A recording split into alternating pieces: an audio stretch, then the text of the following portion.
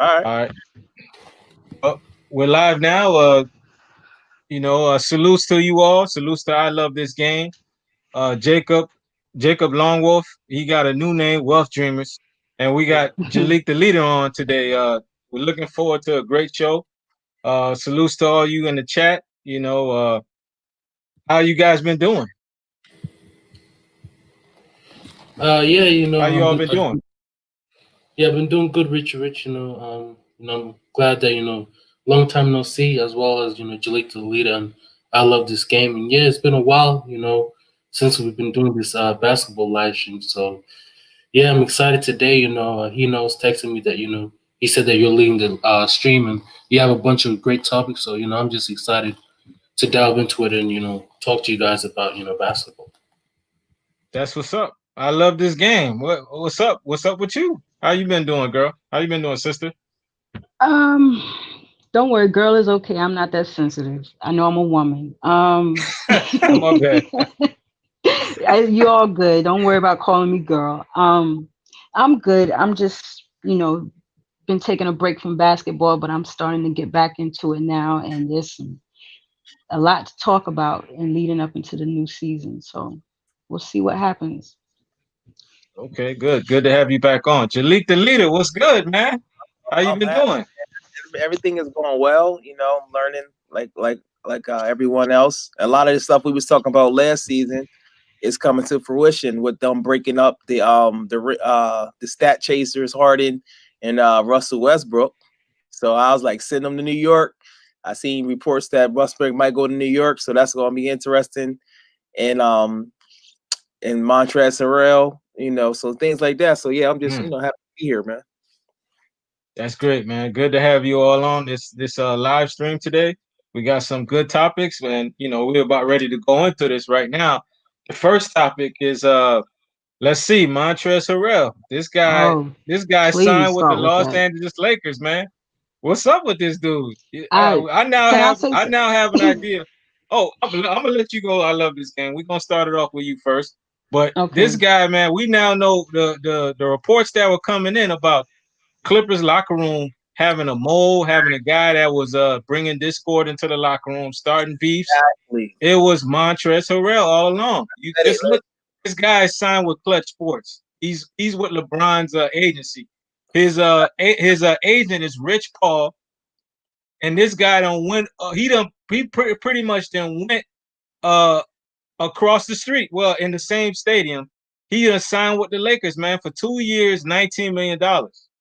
What y'all think about this move, man? This guy been Benedict Arnold all along. He been that two-faced snitch, snitching to LeBron, snitching to Rich Paul about what the Clippers is doing.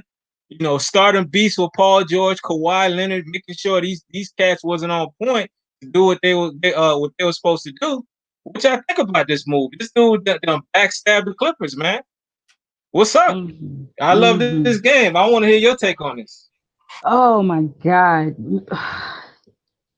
Okay, this to me personally, it pretty much tells me everything I need to know. Now I understand why he was playing like shit in the playoffs.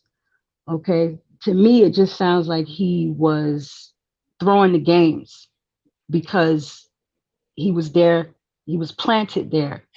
Because he signed with Clutch. Wasn't it last season, the beginning of last season, he signed with Clutch? Yes, correct. So yeah, he was. So it's no surprise to me that he ended up on the Lakers because he was already signed with Clutch. But as I started thinking about it more, it made more sense as to why he had such a horrible series.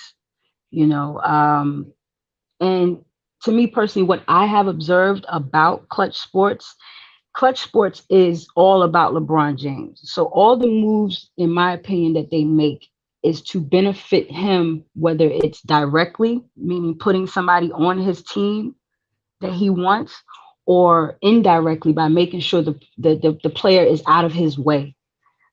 So I mean, this is as I said, this is no surprise to me. It's just I don't understand how they can't investigate stuff like this. Yet they were ready to investigate Bogdan Bogdanovich to the Milwaukee Bucks. So they blew that up. They made sure they got rid of that.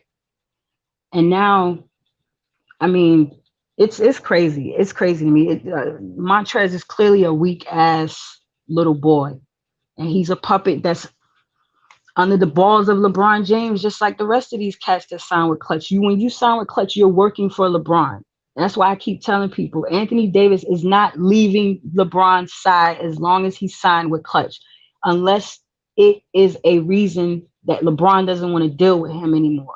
So that's all I have to say about it. It yeah. It's go ahead, fellas. That's all. I'm just go ahead. I knew I knew something was off even without him being knowing he was with Rich Paul, that something was off. I kept saying it last year. I was like, this dude is playing for his contract. Something is off with this dude. And we know that people, everybody want to win a ring. That's a lie, bro. That's this political correctness. You can tell by Russell, one of my favorite. You can tell by the way he played. Does you really think he care about winning a ring? Like, come on, bro. That's just the way they talk. Like, because that's a acceptable thing to say. Nobody's gonna come out and say that, hey, I just want to I just care about stats, because that's not politically correct. So that Montrezl guy, yeah, that's what he was doing. That's what he was doing. Now you could be right about that, because these guys do communicate. So I won't put it past nobody. Whatchamacallit is like the Al Heyman of boxing, LeBron James. So they could have been talking. I don't know. So, but they did, because all it takes, since basketball is small, football, you got more players. Basketball is a little bit closer. So you can take one guy and that can throw off everything. You get what I'm saying? So I don't know if the way now, the flip side is, if he would have played better and they would have won, he would have got more money. But who knows? If you got an agent that can pay you under the table, who knows? I never even thought about that deep, but I knew I knew the way he was playing. Like I felt that he was the one that was, causing that. Y'all brought up some great points. Jacob, what's your point? What's your take on this? Yeah, absolutely. Agree with with what I love this game said, and Jaliktheleader, and when I saw the trade, I was like, what? Like, it didn't make sense. I'm like, okay, why would Trez like quit on his teammates like that? Why would you sign with LeBron? Like if he had signed with any other team, okay, understandable. But when he signed with the Lakers, that just seemed odd, And because like from my first thought, maybe I was like, okay, did the Lakers offer him more money than the Clippers, or was he upset that maybe last year, that they came up short and he felt, what, maybe I don't see any leadership in this team. Kawhi is very, obviously Kawhi is an alpha male, but he doesn't say too much. So sometimes he's not that rah-rah leader that you need. So I was maybe thinking about that, but once you brought up Clutch Sports, I didn't even know he was signed to Clutch Sports.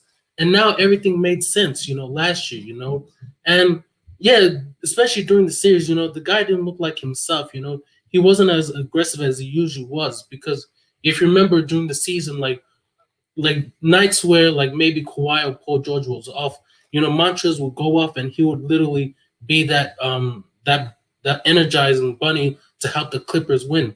And the fact that you joined LeBron, and you quit like that, come on, man, I can't respect that, And it was just some sucker shit like what he did. And you guys brought up how the people in the locker room that were talking, that were trying to like stir up shit between the Clippers, and there was that one player that was trying to stop beef, and it was him, And I can definitely guarantee you that like LeBron sent him to do that.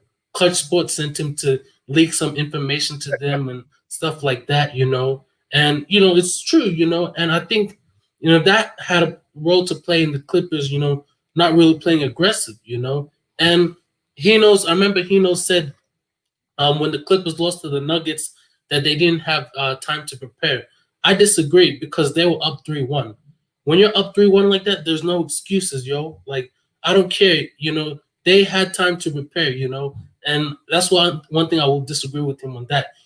They should have like blown out the Nuggets in 5, But those culminations in the locker room, can really, affect a team's play. And the fact that he did that. I think that I really think that clutch sports needs to be investigated. I really think like that. Because I think that's just criminal. Like the fact that he probably had a role to play in them losing last year and leaking information about the Clippers locker room and stuff like that. To be honest, man, like I hope to God, like when the Clippers, I'm glad they got Serge Ibaka because one thing about Serge, he's a better shooter than Montrez, and I think that is great for the Clippers that they brought Serge Ibaka because he's gonna space the floor, and I think Serge is a veteran, and I think him and Kawhi are pretty close, so I think it's great that you brought someone from the championship team in Toronto to the Clippers locker room. I think that that will like reignite the locker room and their energy. But they also need a point guard. I think they need that vocal leader to like get the team together. And I really feel like LeBron thinks that he probably won this time, but I think the Clippers, man, I think Kawhi is going to come back on the vengeance. I think Paul George is going to come back in the vengeance. And I will laugh my ass off when they beat the Lakers next year. And you'll see how Montrezl made a mistake. So that's just my take on it, man. It's just some sucker shit. And, the grass isn't always green on the other side. That's what I will say. Yeah, you all brought up great points and connected dots to this topic. But but my take on it, I feel that clutch sports should be investigated, man, because they're doing some sneaky underhand below type stuff under the table, man, that's not really getting looked at. Maybe the league is turning their eye, they're not paying attention, but LeBron's been doing this for a while. He's been colluding, he's been he's still playing, he has an agency.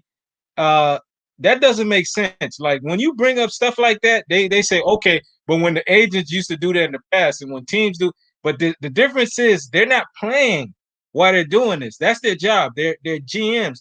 They're executive office guys that work in these NBA franchises. LeBron is playing while he's doing this, meaning that he's trying to stack the deck in his favor, man. It doesn't make sense. It just makes you look at LeBron James as like a guy that he always has to do this to remain relevant. If he feels he doesn't have that overall unfair advantage, he doesn't feel he can succeed, man. Like there's a guy that we call him the GOAT. You know what I'm saying? Personally, I don't think this move is gonna help him out because Montrezl, he's a seed on defense. If we were watching that series between the Nuggets, uh, realistically, he couldn't do anything against Jokic. He couldn't defend the pick and pop. He couldn't defend Jokic down low. He has issues guarding big men. He can't stretch the floor. This league nowadays they want big men that can stretch the floor and can defend in the paint and can get rebounds. He was getting big boyed by Jokic. He couldn't get rebounds. I mean, if he was throwing those games, he was doing a good job at acting. But personally, I don't think he can hang with Jokic, and I think he's going to hurt the Lakers on the interior because them losing Dwight Howard to the Philadelphia 76ers, that's huge.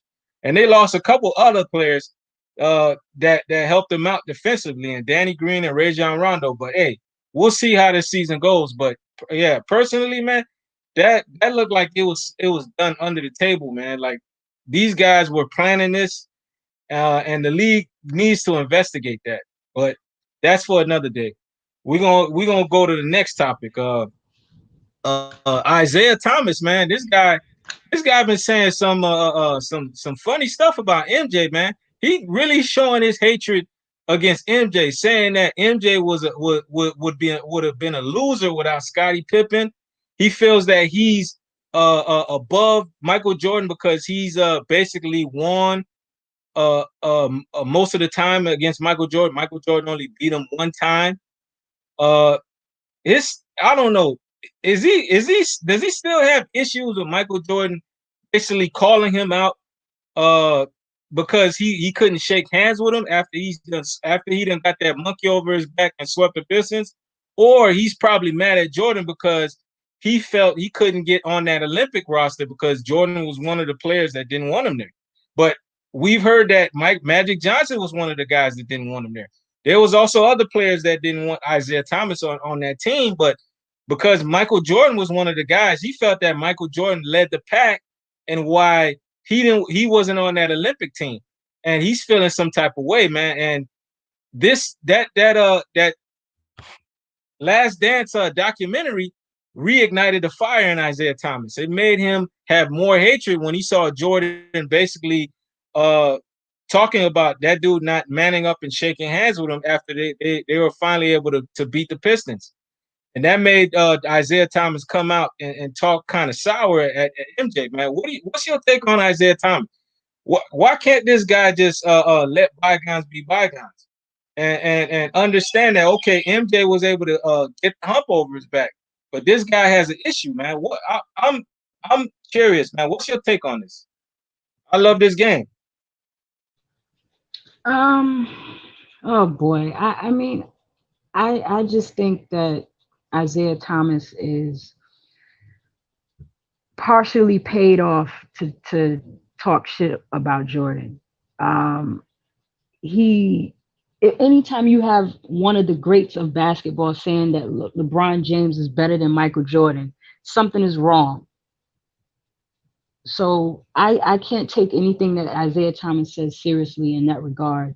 I mean, he has a right to feel that Jordan wasn't his competition, because there was a long time they did whoop Jordan's ass a lot, you know, um, in that era. So until Jordan got over the hump, then it was a wrap. So I mean, listen, I'm not gonna spend too much on this topic. I don't really have much to say about Isaiah Thomas. I don't really take him too seriously. I just think that once he said that LeBron James was better than Michael Jordan, I tuned him out. I can't take him seriously.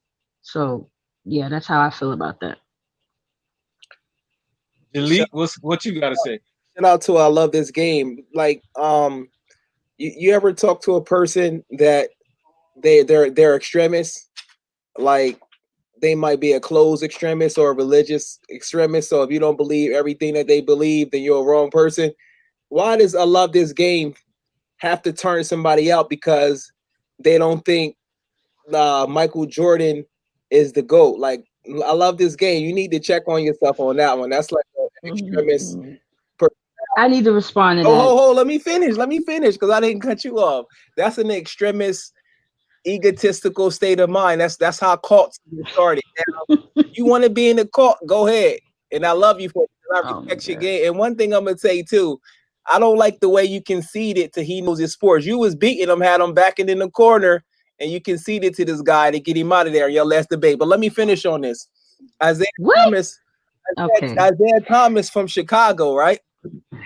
Now, they just like us. They play basketball, but they talk they little trash too. He already admitted that Michael Jordan was amazing, but at the same time, Michael Jordan can be amazing and great, but also what he's saying is true. People always forget about all they talk about. All you fanboys of Michael Jordan, all y'all talk about 6-0. Y'all don't talk about when he was losing. Y'all don't talk about before Scottie Pippen. So y'all try to put his career in a certain light. That's fakeness. You got to talk about the whole being. You got to talk about the Wizards and different things like that. So Isaiah Thomas thinks he's great, but he is entitled to his own opinion, right? He's not part of a cult like I love this game. He's not an extremist. Like, he has an ability. Is Magic Johnson part of? Is Magic Johnson? You don't like him neither. Is Kareem? You don't like him neither. Like, everybody that goes against Michael Jordan is a bad person. Come on, man. We got to stop with the cult extremist mentality. That's all I got on that. I love how you're speaking in cult extremist words. Okay. I didn't say I didn't like Isaiah Thomas. I said there's certain things that I tune him out on. And when it comes to him speaking certain things about Michael Jordan, comparison to LeBron James, I tune him out. That doesn't mean I'm not listening to him. That doesn't mean I don't hear him. I tune him out when it comes to certain things he says. I think Isaiah Thomas is one of the greats. I think Magic Johnson is one of the greats. They're all better than LeBron James if you want to go there. Okay. So, I mean, what you're saying is completely and utterly wrong. First of all, I don't have a cult mentality. I am not a sheep. I don't have a sheep's mentality. Extremist. No, no. So I'm not saying, as I said to you, I said to you guys that I think that Isaiah Thomas does have a right to feel that Michael Jordan wasn't his competition at one point, because they were whooping his ass. They were whooping the hell out of Jordan. So I have no problem admitting that Jordan was they was beating him back in those days. First of all, I'm not a Jordan fanboy. I didn't root for Jordan. I don't root for him now. I just speak the truths of what I see. I rooted against Jordan. I hated his guts on the court because I was a So Knicks why did fan, and I'm not a fanboy. Can I okay? finish? Like you said, don't cut me off. I'm not a fanboy of Jordan. I just know I lived in an era where I actually saw Jordan play. And the things that Jordan has done in the biggest moments, LeBron James has never done. And I know you talk about Jordan losing in the first round and things of that nature. That's fine. But what's worse? Losing in the finals or not getting there and not having to worry about that loss on your record, not getting there and not showing up. What's the point of showing up to the dance and then you don't do anything about it? Then you don't Jimmy, dance. I mean, LeBron James has one of the worst finals record losses in NBA Jimmy, history, the second to Jerry West. How is that something to glorify? Jimmy Butler, does he get I'm credit not or saying no? Does he get credit for taking him what. Heat team to the finals? Yes or no? Does he get credit for taking them to the finals? Yes or no? Yes, he Okay. gets credit for That's, he gets credit, but you know why he gets credit? You know why Jimmy Butler gets credit? okay. You just said it. Let me can I answer your question? Can I Go, elaborate? go, go. Can I elaborate? You know why Jimmy Butler gets credit? Because he was playing with a team that he didn't have two of his best teammates there with him for most of the part, and when they came back, they wasn't Who's on healthy. So let's not glorify this Mickey Mouse championship the either. Cavaliers roster? Okay, this bubble championship, this bubble gum Mickey Mouse championship. You can add that to your belt if you want to, brother. But I'm sorry. Who Okay, was it, on the it roster of the Cavaliers in 2007 when they faced the Spurs? Who was on the roster? What's the difference? what you mean? Who was on the On the roster? roster when they lost to the Spurs, because y'all count that as one of his losses. I know Rich does. Rich does. Yeah, but It is. listen, You made it A there. lot of people Who? listen. Wait a minute. Let me answer that, Richie. Then I'm gonna bow out. Listen, that just like people say the Miami Heat, they weren't giving them any chance before the series even started. Okay, they weren't giving them any chance, and then when Bam went down and Dragic went down, they definitely wasn't giving them any chance. So you can look at this Miami Heat team from this bubble year and say that people were actually saying, "Oh well, the Cavs in 2007, they wasn't going to do anything when they got there anyway."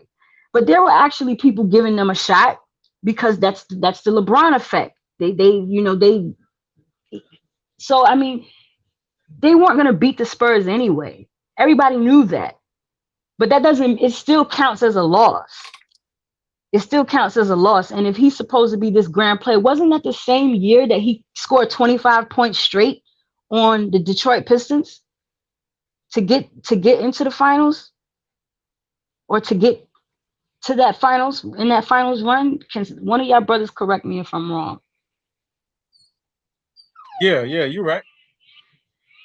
Okay, then. So clearly he was able to rise above rise above, hardship in some way. Why couldn't he do it against the Spurs? Because the Spurs is an intelligent team, and intelligent teams always crush the LeBron James system. So he They are able to beat the fix, and Let her finish. Let her finish. LeBron can only win if the deck is stacked in his favor, and that goes for the league stacking it for him, um, and making sure that he has everything he needs. I've never seen anything like it in NBA history. Everything has to go right for him. Every championship that this man has under his belt, for now, I can put an asterisk on every single one of them, and I can explain it in depth details. That doesn't take them away from, because they're still going to be in the rule book that he had a, in the history book that he had a championship. But I don't want to hear he's not the greatest basketball player of all time. Yes, he has great basketball skills, but he's not this basketball god. He just isn't. He's not. I'm So sorry.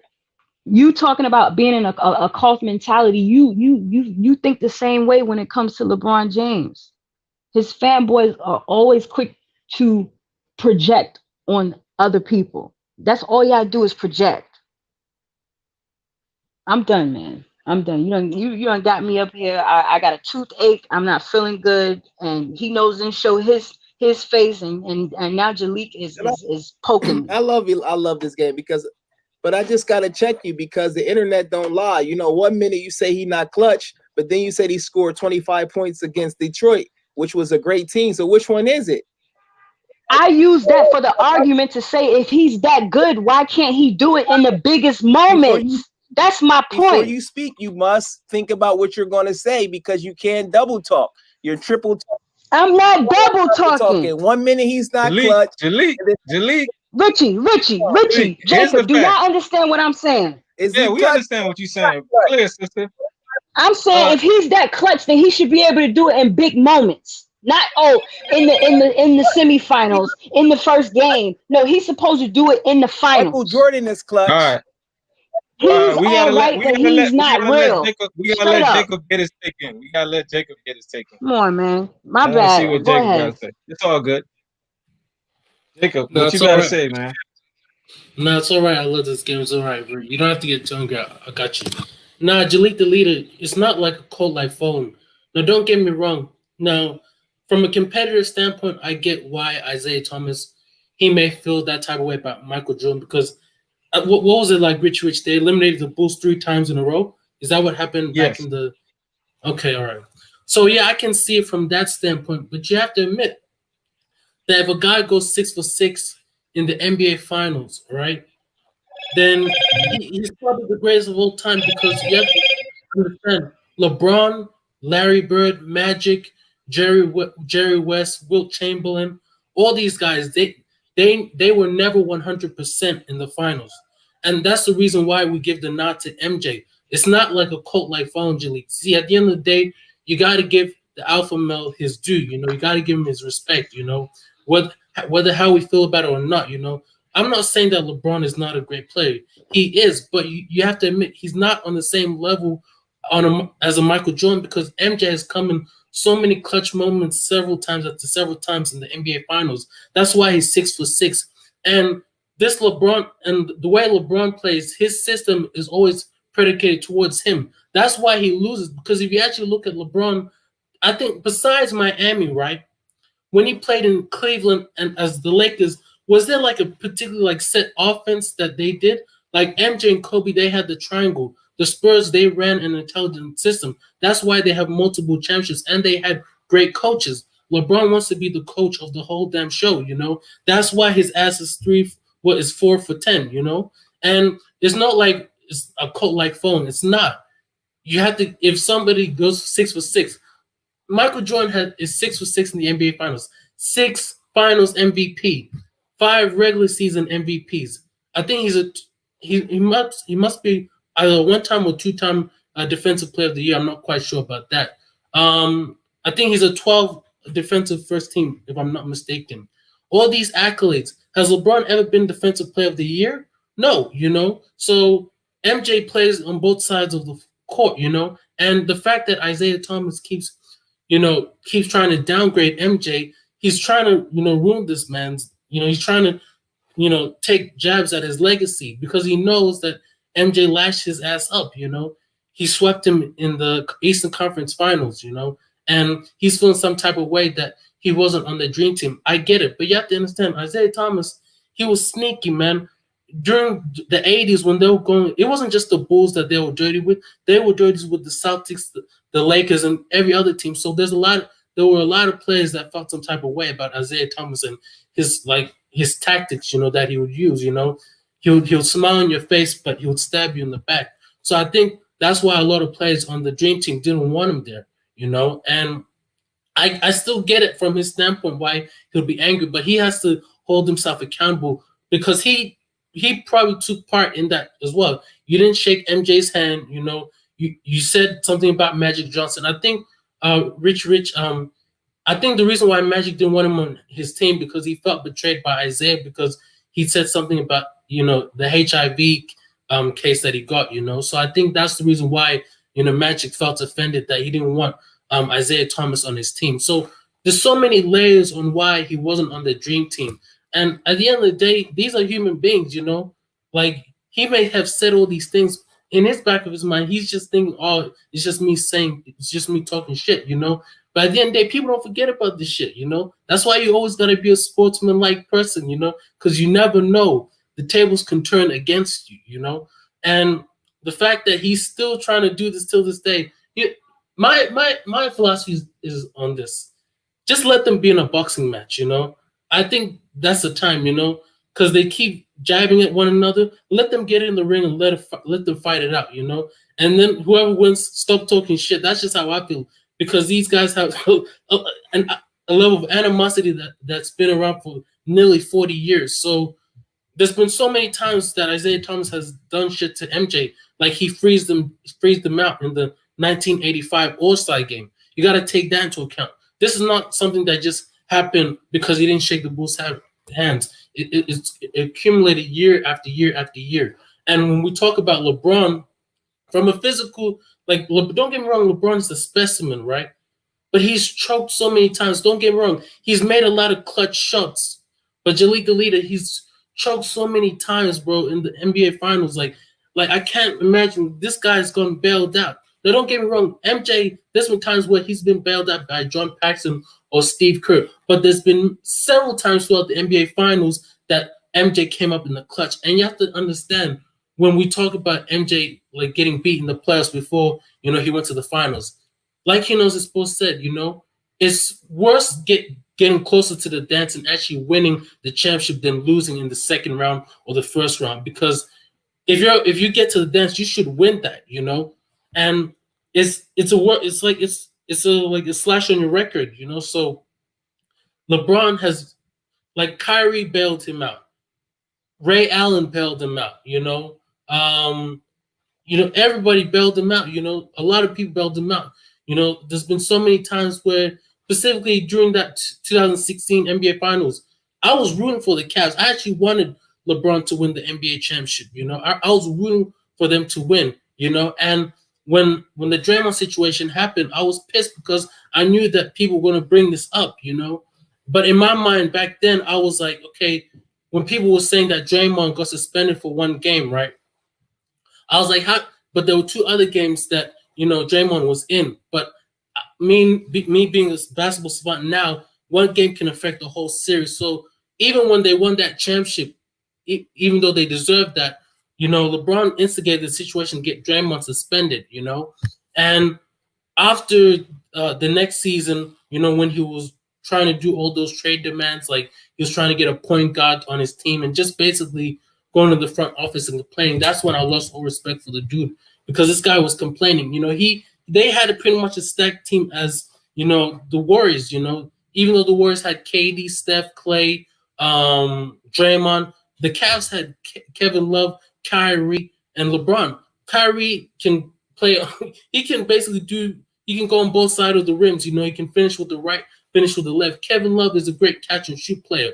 What more do you need? If you're the so-called GOAT, you should come up in the clutch. You don't need a bunch of other players to help, you stack the deck. If LeBron is the so-called basketball player, he should take over, And during those last two NBA Finals against Kevin Durant lashed his ass, And that's why you didn't see LeBron guard him. He said, no, JR got him. I don't want no part of this guy. I don't want to be on the top 10 ESPN live, I do not want to be on there, So it's accumulation of things. And the reason why we call MJ the GOAT is because in the 90s, MJ didn't allow anybody to eat, And what I mean by that figuratively is look at the cake. MJ took the whole cake. He didn't allow nobody to eat, okay?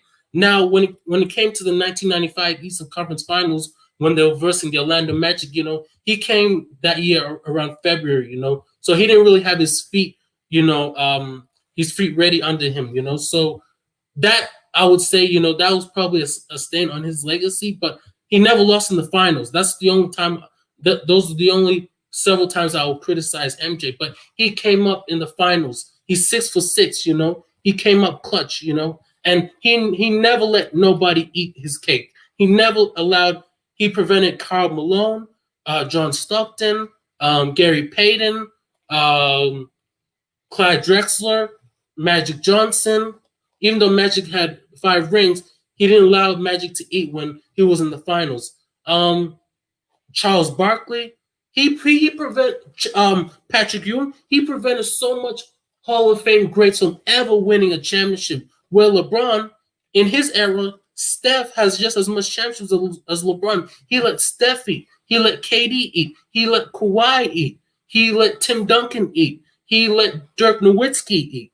He allowed everybody to have a piece of his cake in the 2010 era. So that's why we give the nod to MJ, because he prevented so much Hall of Fame players from ever touching a championship. So it's not like a cult like phone. Don't get me wrong. MJ, as far as a person, this guy needs work. There's a lot of things as far from an owner standpoint and how sometimes he conducts himself that I don't agree with.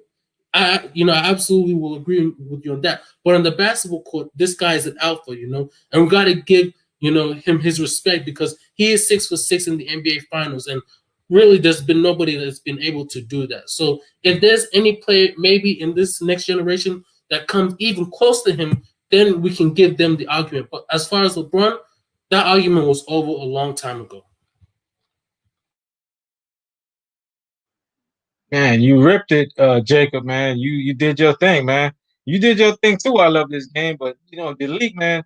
That man likes to, he always likes to come in and disrupt, talk over people, man, and try to get his point in. But I like how you handled yourself. But just to bring my take in, man, Isaiah Thomas, man. Like, I understand that he thinks he's superior over MJ because he has MJ over in the win-loss column, but he needs to check himself when he tries to put LeBron over MJ, and understand that, okay, everything about LeBron James' career is counterfeit, because look at MJ. He was able to get the monkey over his back pretty much when he was able to beat the Pistons. The Pistons beat him 3 times in a row. He came back and he was able to sweep the Pistons. And I don't know what Isaiah Thomas is talking about, Scottie Pippen being this guy, that if Michael Jordan didn't have him, Michael Jordan would never be able to win those championships. Maybe not 6. Who knows? But Michael Jordan would still have championships under his belt. MJ was just that good. He just needed some help. But we can agree that Scottie Pippen was that player that helped them get 6 championships. But we got to ask Isaiah Thomas, what would you be without those guys that you had on your team? Rick Mahorn, Bill Laimbeer, Dennis Rodman, those enforcers. Would Isaiah Thomas even win 2 titles if he didn't have those other guys to bully other opponents? These guys were pretty much able to do whatever they wanted, man. No holds barred. They were able to be wrestlers out there and try to cripple the other team, the opposition. It didn't make no sense what those guys were getting away with back in those days. So Isaiah Thomas was protected. If you tried to go at Isaiah, those guys were looking to take you out, and they did a great job at it. So Isaiah Thomas got to check himself. And we're going back to LeBron. LeBron, about his counterfeit history. Look how he couldn't beat the Boston Celtics when he was on the Cleveland Cavaliers. He had to go join the Miami Heat. That's how he was able to beat them. Does that compare with Michael Jordan, who was able to beat the Detroit Pistons straight up as a member of the Chicago Bulls? He didn't have to go switch up and go join the other team to beat a nemesis that was constantly blocking him.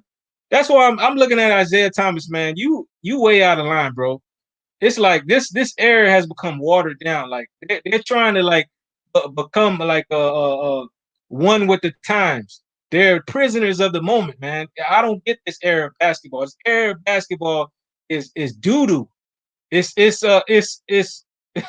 I can't describe what it is, man, because it's fallen. The level has fallen so low. The bar has been set so low. Guys can't be like leaders of their franchise. They can't carry their franchises anymore, man. The Kobe's, the Tim Duncans, the Dirk Nowinski's, the Michael Jordan. We don't see those one guys wanting to stay on the franchise. It's all about the next move. Who I gotta align myself with to win, man. That's what it's about now. And this is what they call boat material. This is what LeBron James has pretty much done. He's ushered in this type of era, this weak era where you gotta always think about the next move to help you continue to have success. Who are you going to team up with next? That's what it's about. And this is what Isaiah Thomas is saying is better than Michael Jordan. Michael Jordan stayed with the Chicago Bulls, man, and pretty much won 6 titles. He retired, came back and won another 3. LeBron ain't doing that, man. Come on now. How many players we can even think about that could take that break, come back and still dominate and win and pull off another 3-peat? It doesn't make sense. Not many players can do that. Rarely any other players could do that, man. Definitely not LeBron. He doesn't have the mental makeup to do that. This guy had to go collude, get Anthony Davis to join his agency so he can get Anthony Davis to come over to be on the Lakers. This Anthony Davis led up with about 4 to 5 statistical categories on the Los Angeles Lakers. LeBron got all the credit because he's LeBron James. The NBA is basically putting LeBron as the forefront.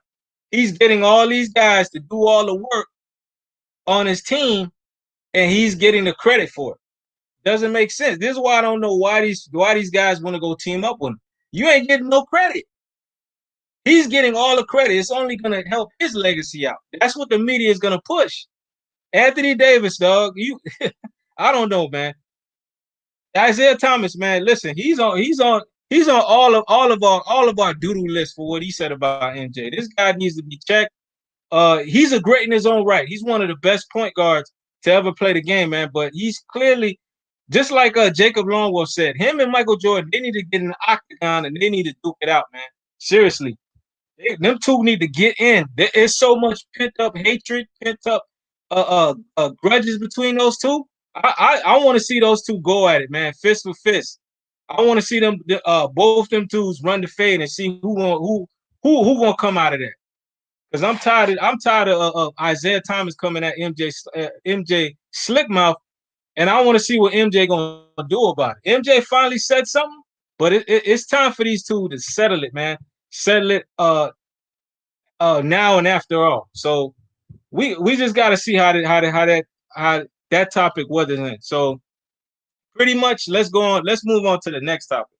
The next topic, I know you guys have been paying attention of what's been going on with the Brooklyn Nets.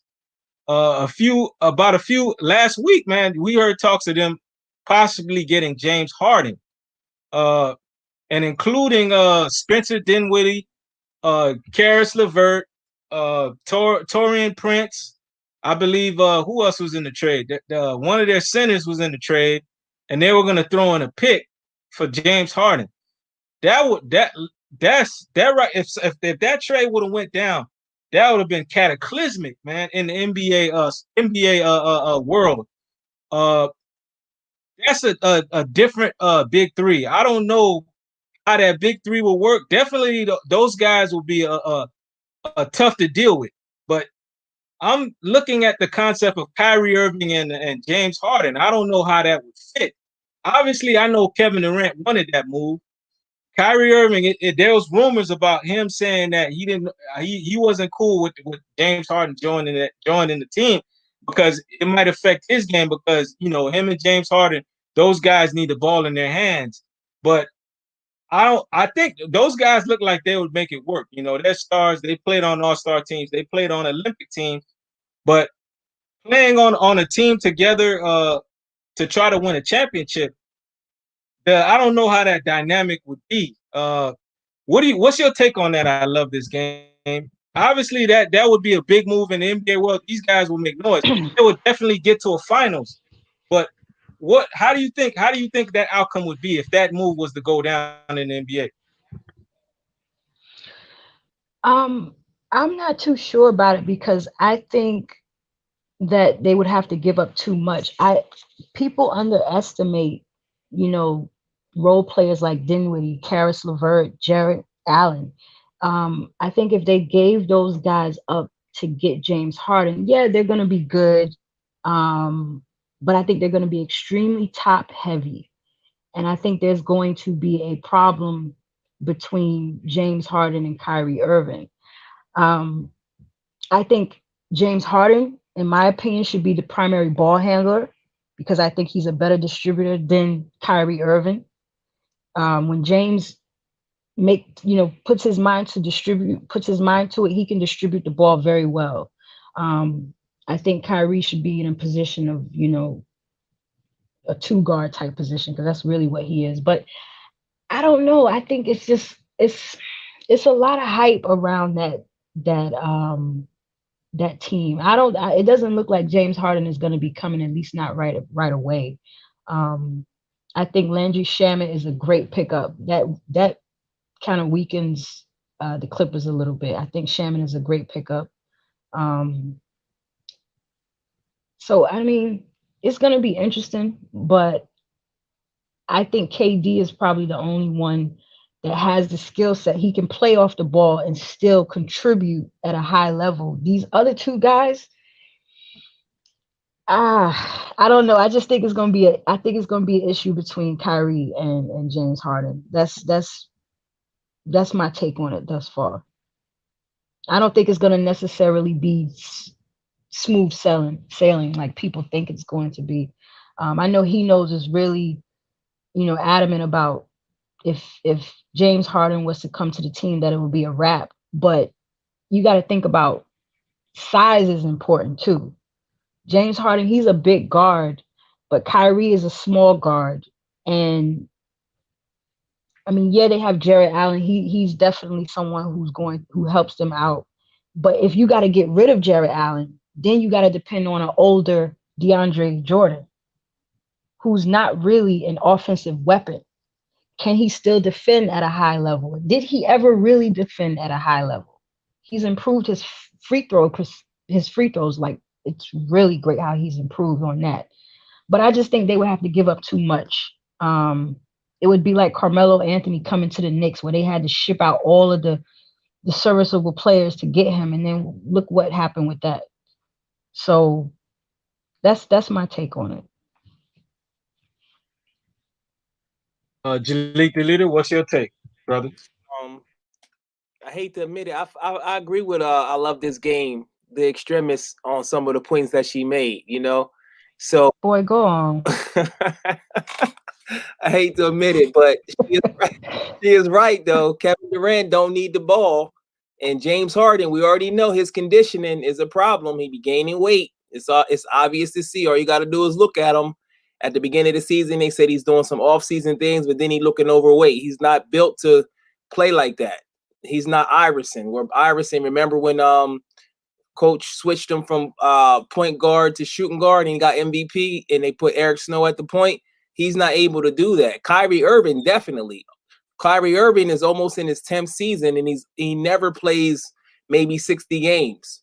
So to switch him to shooting guard, if they even tried it, will put more stress on his body. So having the point guard kind of like conserves your energy a bit. Mix that with the point where the guy doesn't really even understand the concept of like how to talk to his teammates and different things like that. It's like he's real aloof. It's obvious that he's probably just playing basketball because he's good and for the money. It looks like he doesn't really want to. He don't got that love of the game no more. So you put Harden there. Harden is stat chaser in there. What makes you think they just going to change overnight? They don't have enough strong leadership to even win. They're not going to win. I mean, they maybe make it to the Eastern Conference Finals. Now, if you was going to do it, I think Harden is a better player than Kyrie. Kyrie is like a Rutgers player. He need the ball. Harden is like that too, but Harden can pass much better than Kyrie, and he also can get to the basket much better. So if you look at the dynamics of the team, if Kevin Durant was a much better leader and had a stronger personality and could bring out if he can bring out the best in his teammates much better, like say for instance LeBron can, then I would give him a chance. But that's a failure waiting to happen.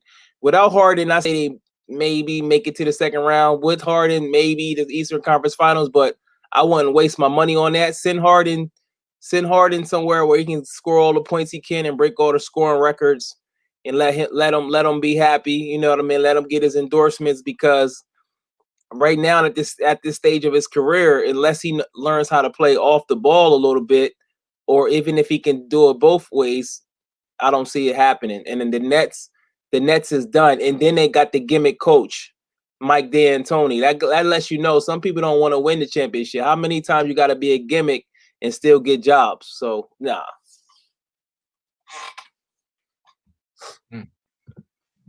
Great points. Interesting points from you two. I'm interested to see what Jacob got to say.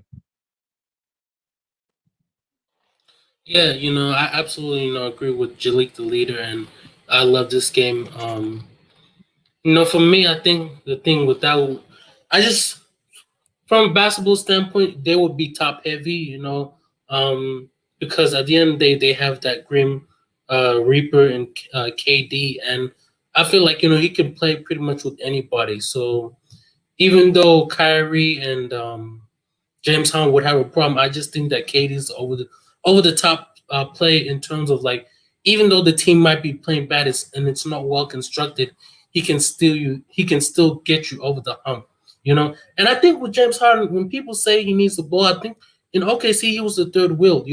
I'm pretty sure he was a catch and shoot player. He didn't have the ball a lot of the times. And I think that when people say things like that, yes, from a standpoint, he played in Houston for 8 years and the ball was in his hands and he did whatever. And obviously he didn't have to play off the ball because he was a superstar. But I think that James, right now, I think he knows that he's probably never going to win a championship as a third option, first option. And we've seen things like this in the past where we've seen superstars join up, like 2 years ago when you had Carmelo, Paul George, and Westbrook.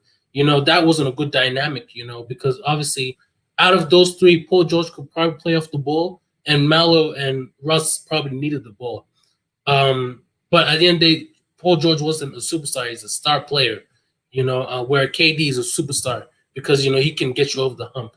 I think Kyrie, bro, like I've seen him do things, bro. I think Kyrie, I think he can play off the ball when he needs to and he wants to. I've seen times, even when he was playing with LeBron in Cleveland, I've seen Kyrie, be a great catch and shoot player, But on this team in Brooklyn, even though James Harden is a slightly better player than Kyrie, he would have to be the third wheel because Kyrie and KD went there in free agency together, So technically, even though it's KD's team, Kyrie's a big part of that team as well. So James Harden has to be the third wheel because he came there to Brooklyn after those guys, And I just I don't really like the trade because you're gonna give up so much valuable players, man. And to give up Jared Allen in that trade, I don't like it because you need defensive players, and you need role players because the great thing about role players is they know their role.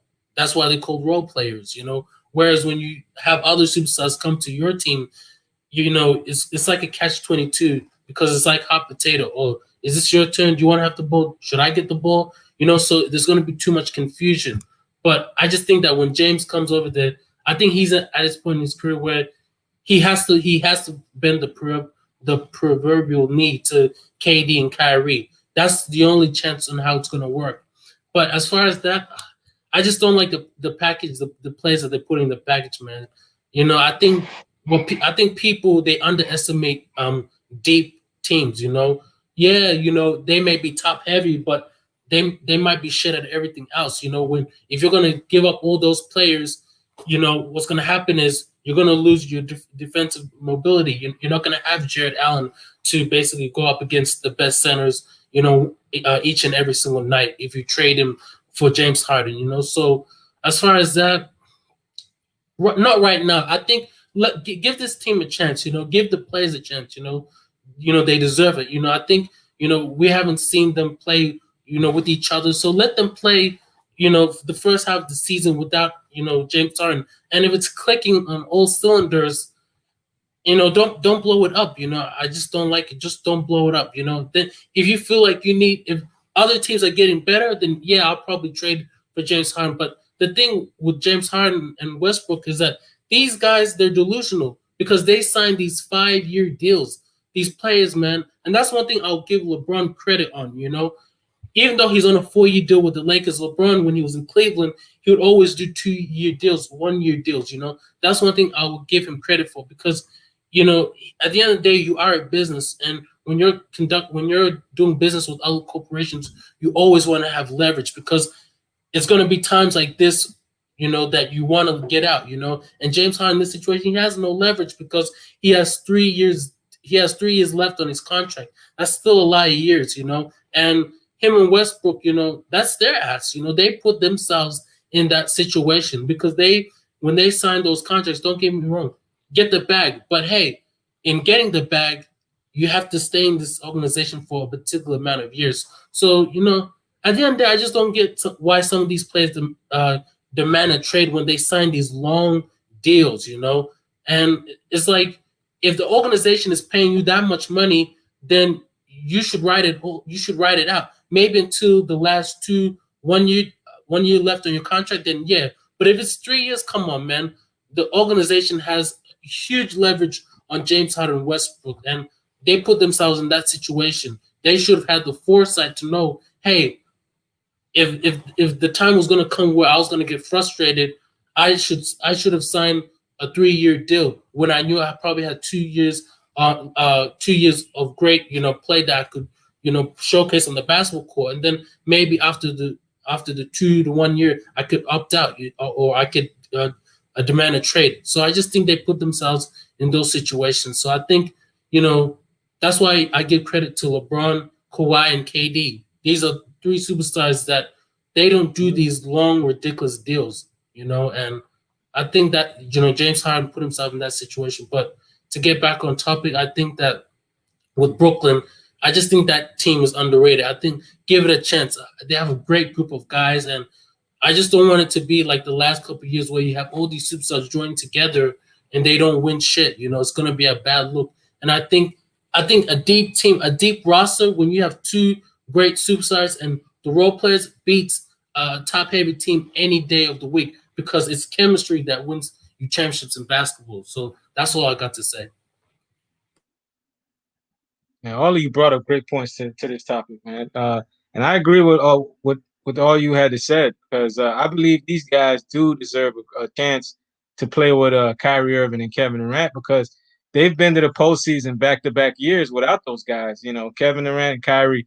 Obviously Kevin didn't play because he was still rehabbing his Achilles heel injury. He was out for the whole year. Kyrie Irving got hurt and he decided to shut it down. They were able to get to the postseason. They didn't go anywhere. They got bounced in the first round, but they got numbers on this team, man. Karis LeVert, Spencer Dinwiddie, they're set at the guard positions. They got Taurean Prince. They just traded for Bruce Brown on the Detroit Pistons. He's a 3-and-D guy. They traded Musa for him. So they have another guy to provide spacing and play some D. They're good at the center positions. They got Jared Allen there and they got DeAndre Jordan. They're set there. The power forward position, they're still a little weak because KD's going to play 4. He's going to play a lot of 4 this year because they don't want him to put too much pressure on his leg. Playing the 3 on that Achilles heel. So they're going to try him at the 4, but he doesn't have anyone behind him. I know they just signed Jeff Green, so we're going to see how that goes. I don't know if Jeff Green is washed or not. He didn't really do too much in that playoffs in the bubble, so we don't know. They were trying to get Ibaka, but obviously the Clippers got that man. You know what I'm saying? You got that connection with Kawhi. Kawhi was able to lock that up and make sure he got Serge before Kevin. I guess KD's relationship with Serge ain't as tight as it used to be. Kawhi was able to nab Ibaka away from Kevin because Kevin was trying to get Ibaka too. But those guys deserve that opportunity to play with Kevin Durant and Kyrie Irving. And plus, they're giving away too much that package. I'm surprised Houston didn't take that package. I guess they wanted first round picks along in the deal that the Nets don't really have a lot of. But that package was sweet. If I was the Rockets, I would have took it. I would have gave them Harden, and I would have gutted their roster right then and there. I would have put them in a situation where they gotta do nothing but sign guys at the veteran minimum.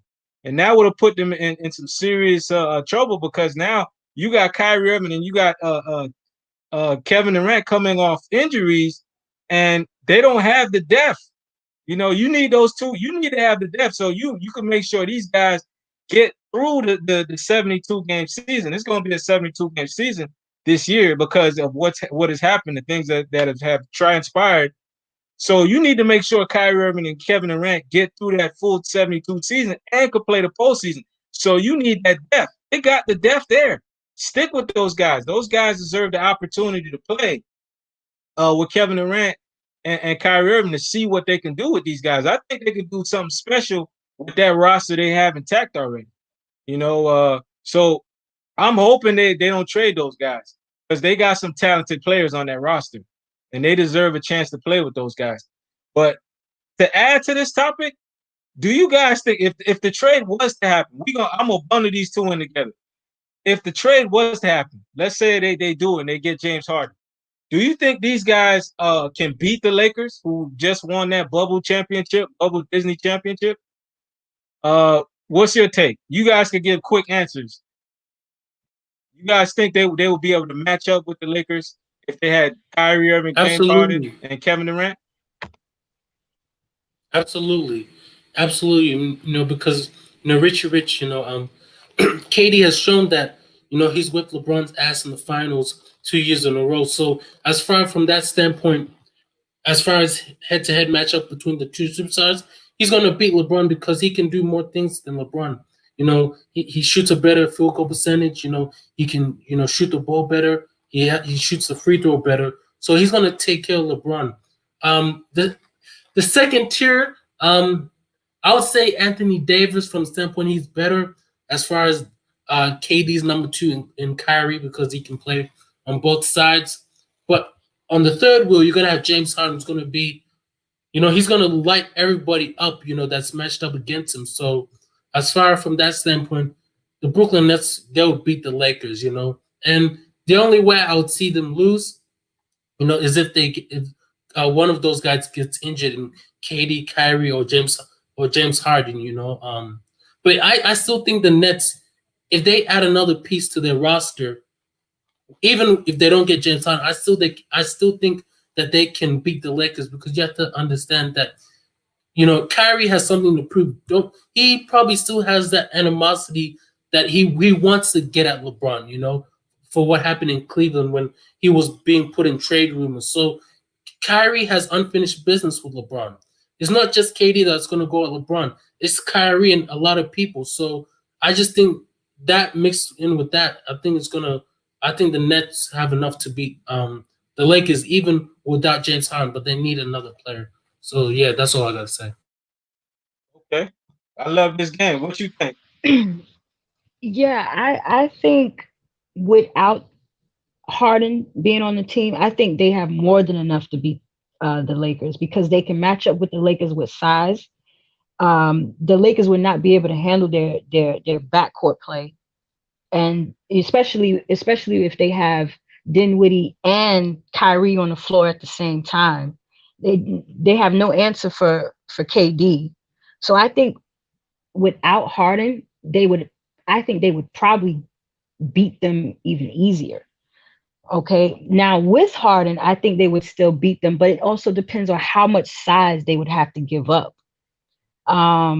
Because I think size is a factor. You have to have somebody in there to push, Anthony Davis weak ass around. If you put an elbow in his back and make him feel you, he doesn't play as efficient. Anthony Davis is the only one that you have to be concerned about. LeBron, he's going to run and tuck his tail under his legs once he see KD. So we don't have to worry about that. We know that. We've seen it twice already. So I think they would beat them either way. I think they just have to worry about size. So that's my take on it. Okay, okay, good points. Jalik, what's your take, man? I don't think they could. I don't think they could like because it. See, we looking at the physicality. I like to get past the superficial world. The world we live in is just not all the physical world. So just look at beyond the superficial world, beyond skills. Let's look at their mind frame. Kyrie Irving, did he ever lead his team to the playoffs in Cleveland? Absolutely not.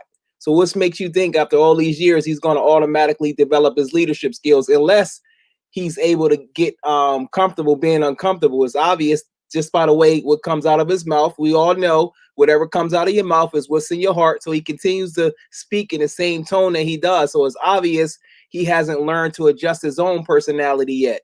He's already rich. It's just like he's not in love with the game. So how's he going to change? It just doesn't work like that. He's always injured. He's always injured. And remember, Kevin Durant, who I hopefully is coming back better than 100% because Kevin Durant is a great player. You know what I'm saying? But sometimes with those type injuries, it's not instant. You have to build up to it. And depending on how they're going to do it, how is that going to affect them? So is he going to be in tip-top condition when the playoffs come? Because you know your boy James Harden, when the playoffs come, his out-of-condition body fades. Each time the playoffs come, he's like a great regular season player. When the playoffs come, he doesn't show up. That's just been there. So unless what is he going to do to change? Is he going to sign with a certain trainer that trained with y'all favorite?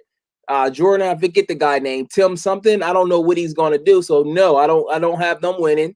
Their best bet is to trade, maybe try to do a 3-way deal, try to get Damian Lillard, trade Kyrie Irving, and do something with that one. Now, if they had Damian Lillard, then Damian Lillard and Kevin Durant, then I can go with that right there. That would be solidified because we all know that Damian Lillard is a much, much better player than Kyrie, the Rutgers player. Now, he knows his sports. Shout out to him. He always bring up defense. They're not the best defensive guys, but you can make it up in other areas too. So every player does have this weakness. But the Brooklyn Nets, no, sir. They're not. I'm telling you, they're not good. See, you can't have gimmicks on your team. Each personality on there. First of all, I think subconsciously, what's his name? The coach, the dude from Canada, Steve Nash. He's going to be relying on Mike D'Antoni, the gimmick. And what is the gimmick going to tell them? They're going to start looking at statistics, have them shooting all these threes. They ain't going to be doing plays, and then it's just going to be real gimmicky. It's like a 2K squad. I don't want to see no 2K squad. I hate when people just shoot threes like that anyway. So they're going to lose, and their best bet is they never should have signed Kyrie Irving in the first place. Why are you signing a guy? The best thing for Kyrie Irving is he has some good marketing guy to put him in a position where he's loved by the public for some reason, but I can see right through it. I would have never signed him. They was better off keeping D'Angelo Russell and going with him and allow him to build up, but they traded him out there. So I would ever do that. So they'd be happy to make it to the Eastern Conference Finals, but they're not. They're done, bro. They're done. You hear my dog? Can I say something? Yeah. Go ahead. I love this game. I mean, it's first of all, they have Kyrie because that's what Kevin Durant wants. The Brooklyn Nets are, listen, Kyrie is a package deal. And that package, in order for them to get KD, they have to love that package. Okay. And it's crazy how you speak about Kyrie the way that you do. Don't get me wrong, I'm not a Kyrie fan. I think he's batshit crazy at times. And his game is not one of my favorites. But it's crazy how you talk about Kyrie when he's one of the ones that brought your team a championship. If it wasn't for him, your team wouldn't have gotten that championship in Cleveland. So, I mean, Kyrie is serviceable in a lot of ways. He is clutch in a lot of ways that LeBron never will be. And I just think that I didn't say that the Brooklyn Nets are definitely a team that's going to win the championship. I do think they have enough to beat a LeBron James team because it doesn't take much to beat a LeBron James team. The system is flawed. Now, unless somebody in that LeBron James system is playing out of their mind, not named LeBron, then it'll be a little bit harder to beat them, a la Anthony Davis. Okay. Now, all you have to do is stop one of those top heavy players in a LeBron James system, and you win. It's a elementary at best system. So that's why I say that the Brooklyn Nets can beat the Lakers. That's my take on that. I agree. Kyrie is a dog, man. He gets after it. He knows what it's like to be in those moments, and he's not a guy. He's a guy that's not gonna waver. He's gonna when he's in that limelight, he's gonna show up like always.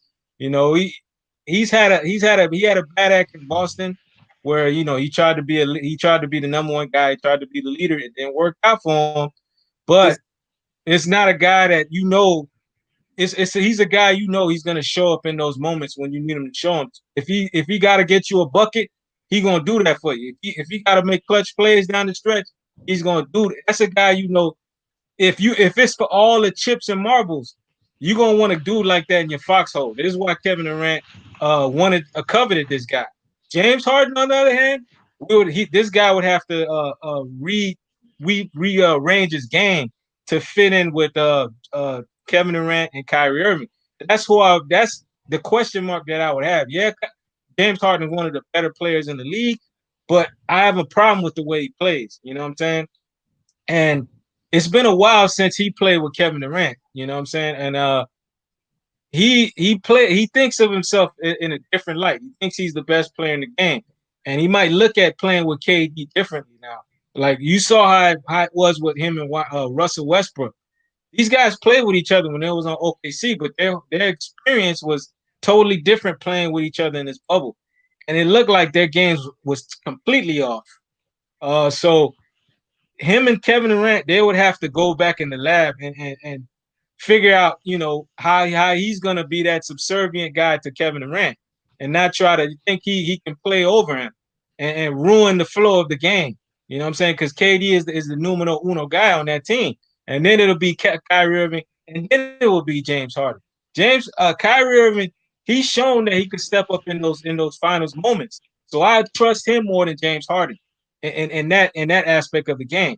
So, and how they would fill out that roster, because they if they would give up Jared Allen, DeAndre Jordan, he's a little older. He may not be able to play the minutes like he used to. They would have to be able to get a decent backup center and some guys that could defend, and another get another scoring punch because they lose Karis LeVert, Dinwiddie, they lose Taurean Prince. This is the guy that's gonna be backing up, playing the three, and he's also going to be playing the floor, getting minutes at the four. They're losing a lot of depth, so I would have to see how they fill out that roster. Of course they're still going to be able to give the Lakers hell, but they're gonna need depth because we got to see Kyrie Irving and Kevin Durant would be able to play throughout that season, and how if they play the Lakers in that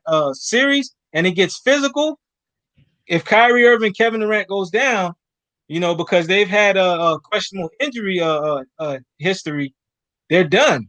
They need that depth, man. They need that depth, and giving away all of that for Harden, I don't know about that. You know what I'm saying? I believe that they will go toe to toe with the Lakers, but because they probably wouldn't have that depth, it would probably hurt them. You know what I'm saying? So they would need to be able to fill out that roster.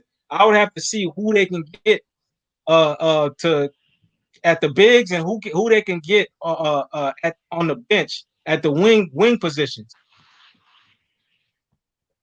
Right. Right. Yeah, I agree with you, Richie. I just want to piggyback on one thing you said. Um, as far as Kyrie's game, we all know he has an explosive game. He's a powerful player in the sense of his game, but he's not a leader. You know what I'm saying? Kyrie is just not a leader. And I don't think Kevin Durant is a leader either, but I think he has the capability to be more of a leader than Kyrie does. So I think if they can, even without Harden, if they can work that out, and it's not just about bending the proverbial fucking knee. You guys say that all the time, and he knows is the ringleader when it comes to that. I mean, it's about knowing how to play as teammates and Say that knowing that again, you have to be able say that to. again, because these guys, these superficial people don't understand this. Gloria, Rich, Jacob, he knows. Say that again. Please say that again. Which part? About playing as a team in a mental. Yeah, yeah, that's what I'm saying. They have to play as a team. And to me, we all know that KD has the overall better game than Kyrie, but there may be points and times. My thing is when it comes to playing ball, when you're out on that court, it's about pivotal moments. And in that pivotal moment, that's when they have to make the right decision. And that's where leadership has to come in. And when I say leadership, it means knowing that, okay, you know what, Kyrie has to take this shot, or I gotta be the decoy so this guy can get a shot. So Dinwiddie can get the shot. That's what it's all about, winning. That's the ultimate goal, you know. And of course, you have someone like Kyrie and KD who you do feel comfortable having that ball in either one of their hands, because whenever Kyrie lets the ball fly, I feel like it's gonna go in. So it's just a matter of what's going to go on in that locker room. Um, is Kyrie going to lose his mind once the ball tips? Is KD going to crawl up into a fetal position and just let Kyrie do whatever the hell he wants to do? Or is he going to let his game show and do the talking and be a leader that he needs to be? If one of them, I don't care if it's Kyrie, he's not going to, but if one of them steps up as a true leader and can stabilize the team the right way, they will be unstoppable. And that doesn't mean them being cliquish between the two of them like two little boys. It means bringing everybody together, everybody knowing their role and flourishing in their role, and being able to play to their role in the pivotal moments. You got to let Dinwiddie do what he do. Dinwiddie is a great backup player. He's really good. He can start on a lot of teams in the NBA. You got to let him do what he do, and it can't just be my turn, your turn with KD and Kyrie. If they do that, they're gonna fall before they even rise. So go. I'm done. I'm being long winded. Go ahead, boys. Well, I agree with you with what you got to say, but Kennard Elvey, he brought up a great point, man. It's about putting that ball in the basket. Sometimes this leader thing gets a little out of hand, but I'm Right. going on track record. Kevin Durant, you already know his resume. His resume speaks for itself. Kyrie Irving, you know his resume. His resume speaks for itself. Harden, we know his resume. His resume, man, this guy as a numero uno guy, he hasn't stepped up, man. He's shown that he's phased out. Like, especially in this bubble, he got exposed. And you gotta go off that track record when it comes to these players. Because Kevin Durant, he's the only guy on that team that's unguardable. Kyrie Irving can be guarded, with the right, if they throw the right system at him, the right scheme at him. Kevin Durant, he can't be guarded. Once he get that ball up, that's it. You just gotta hope that guy misses that shot pretty much. If you let that dude get that shot up, that's it. You're hopeless. You gotta hope he misses it. He's just that type of player, you know. So that's how they got to run that. That's how they got to run the team. Obviously, we got to see how Kevin Durant looks off the Achilles. I've been hearing some things saying that he actually got better. You know what I'm saying? But that's the problem. We got to look at how he plays on a minute-to-minute basis, on a game-to-game. How he plays back-to-backs. If he's like doing the what's that saying that Kawhi Leonard was doing when he was taking those games off? Like, are they gonna do that with Kevin Durant?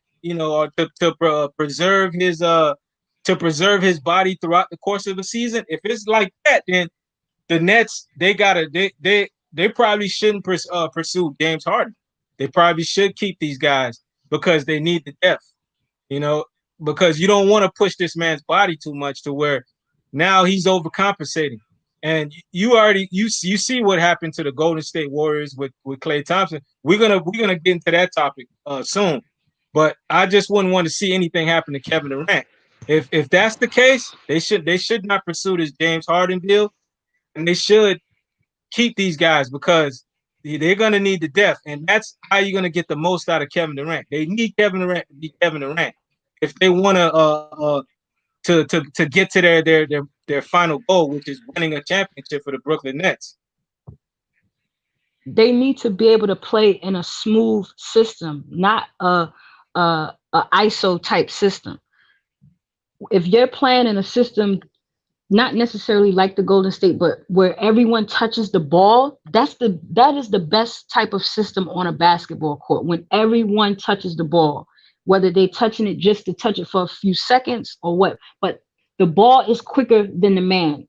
If you move the ball, that's when and you move bodies. Guys are always going to be able to get open. You're going to be able to get back cuts. You're going to be able to get cuts to the basket. I think Kevin Durant flourishes in a system like that when guys are always moving and the ball is always moving. I agree. So not that ISO stuff. I agree, and I believe Kevin Durant is going to make sure the Nets have a system like that. It's why he brought in Steve Nash, and it's why they decided to bring in D'Antoni. D'Antoni's system, believe it or not, when he was on the Phoenix Suns, it was a system predicated on moving the ball, a 7-second system predicated on moving the ball. It's not until he had players like James Harden that kind of took the ball over and made it an ISO game, because he had Steve Nash running the point. Steve Nash made it prevalent to move the basketball throughout the game and made sure it doesn't stick to one guy. Kevin Durant is going to make sure that basketball is moved. He played in the championship system with the Golden State Warriors, where that team was averaging 30 assists without batting their eyes. That team is going to move the ball. Trust me, this guy, he knows what it takes to win. He's been in a system that basically cranked out championships. He would have got a three-peat if he didn't go down. So this guy's gonna make sure that ball is not sticking. I hope so. I hope so. And then we also have to deal with the elephant in the room of Kyrie saying that they don't have a coach, which is dumb. You need somebody that's going to be able to, look from the outside and tell you guys, this is what you need to do. This is what I see. So hopefully they do get play a real system, because if they are doing ISO, I don't care if it is Kevin Durant, if they are doing ISO, more than 50% of the time, they are not going to win. They're not going to win. I agree, but you still gonna need Kevin Durant to go off in those moments. He's got to be Kevin Durant. True. He's got to be Kevin Durant. True. You need that one star that could get a shot. Because they're gonna have moments, spells where they're gonna go through a point where they can't score. A scoring drought. Yeah, the scoring droughts. They're gonna need that one. It's just like Chicago Bulls and Michael Jordan, Kobe Bryant and the Lakers. You always need that star to bail you out and key moments. And Kevin Durant has shown time and time and again that he's a guy that could take over and could do that time and time again. Right. Yeah, I agree with that. I'm just talking about in general. If they have a system of it's your turn, my turn, your turn, my turn, let me go one-on-one from the top of the key and not move the ball until there's 3 seconds left. They're not going to win. But yes, when it's time to settle shit down and they need a basket, you go to KD because he can score on anybody. He's the most unstoppable player in the NBA right now. So yes, you go to KD when you need to, but let that be your out. Other than move the ball leading up to that. And then when he's hot, yes, give the ball to KD and let him go to work. But don't depend on that. It's about ball movement, man movement, teamwork. Get the best shot you can possibly get. I agree. Any of you other guys have anything to say on this topic, or you guys want to move on to the next one? Yeah, we can move on. All right. I mean, this Jacob, you have something to say? Jacob was on his app looking for answers. Go, what's up, bro? He on- You No, no, throwing no. smoke, Jacob. What? He throwing smoke. What you gonna say about this? He's Trying such to an come at you, man. antagonizer. Like, oh my god, That dude No, trying to I had come to for get on you, the man. phone What, real what you quick. gonna that's a LeBron fan for you, man. Oh Always man. antagonizing. Yeah, but at least I'm showing my face to leak the leader. So, what you guys say? Man? Yeah, but Richard, what was your No, point? on what me and I love this game we're talking about with the whole dynamic of the Brooklyn Nets about being a team that has to move the ball and Kevin Durant still having to be that guy if they get caught up in situations where he has to bail them out. What is he gonna have to do? Is he gonna have to make sure this team is a pass oriented team?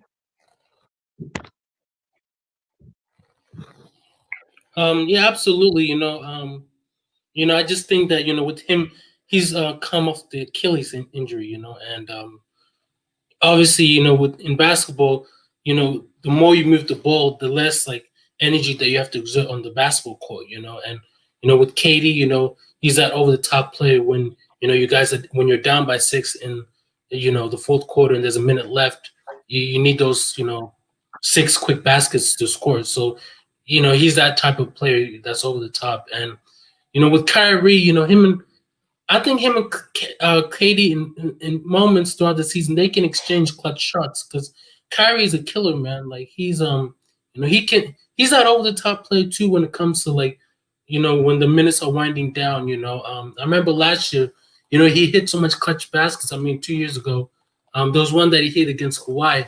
If you remember that game, I'm not quite sure, but it was the Raptors at the Celtics home floor, and Kyrie, hit the clutch shot, but.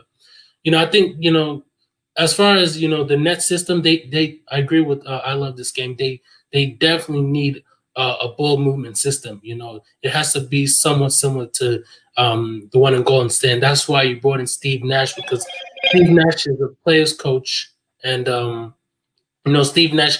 He played in that system when he was playing with the Phoenix Suns under Mike D'Antoni that was predicated on ball movement. So I think that not only do you have great personnel on the player side as far as depth, but you also have a great coaching staff. So I think as far as that, I think their system is going to work out for the best of all of them. And I don't really think it's going to take too much away from every player's game. I just think that the system has to be predicated to the role players as well. Because Katie and Kyrie can take care of themselves, but you need a system to where you have to allow other guys to show their skills as well. So I definitely agree with both of you guys saying. So that's all I got to add on that. Okay, great points, great points. Just to add on another topic to this topic that we're talking about. Well, what do you think? You think if James Harden was to go on this team with Kyrie Irving and Kevin Durant, you think they would be able to be as good as the Golden State Warriors that Kevin Durant was on with Klay Thompson and Stephen Curry and Draymond Green, or you think they would be a notch below? What's your take? I love this game. Um, that's a great question because you got some people saying that they would be equivalent to Golden State and what Golden State was with KD, but I'm not so sure about that. I mean, I think there would definitely be, you know, a potent scoring, trio, between the three of them. But what Clay and Steph brought to the game, I think Harden and Kyrie actually can bring a bit more when it comes to being in the paint. So there, I can understand why people think that they would be just as good as Golden State with KD, or if not better. But it all depends because the difference between Clay and Steph is that those two brothers are unselfish and they can still affect the game without being ball dominant.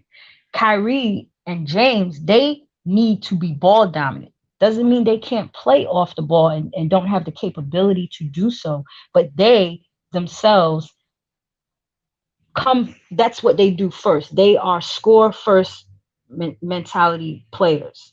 So I think that would be the difference. It all goes back to what I was saying. Teamwork, pivotal moments. We all saw KD and the Golden State Warriors play, and they didn't have any problem, as you brothers would say, bending the proverbial fucking knee to KD when they needed to. But I don't even look at it as them doing that. They played team ball. They knew when KD had it going, they gave him the ball. When Clay was hot and he was, going crazy, scoring 37 in one fucking quarter, they gave him the ball. When Steph still was a threat to do his thing, pulling up from 40, stretching the floor, being able to give KDs those lanes to cut and to get the mid range. So it just depends. It just depends. That to me is the difference between Steph and Clay and Kyrie and James. You got two brothers in Golden State who are willing to take a back seat, but still play big and affect the game. You got two brothers in Kyrie and James who need to be the center of attention. And their game is very loud, and they're not really willing to quiet it for anybody. That's one of the reasons, Kyrie left LeBron, because there was somebody in the room that was louder than he was. And he felt that, listen, I'm better than this dude. I got to get the fuck out of here. I'm not going to let him suck me dry. So that's how I look at it. Great point. Great point. Jaliktheleader, what's your take on this? I agree with I love this game.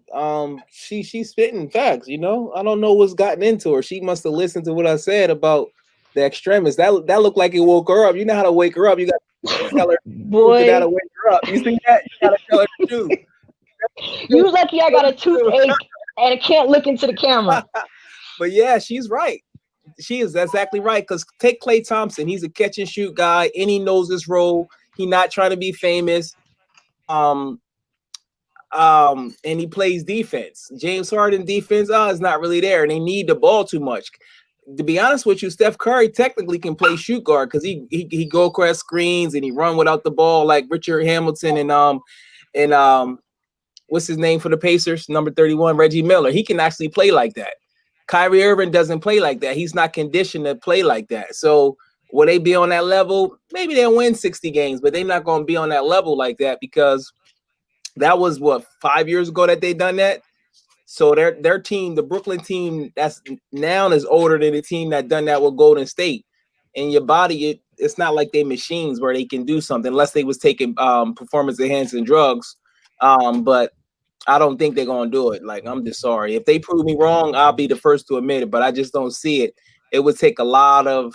It would take a. They probably would have to hire a sports psychologist. I'm not who the most famous sports psychologist is. I know Russell Wilson.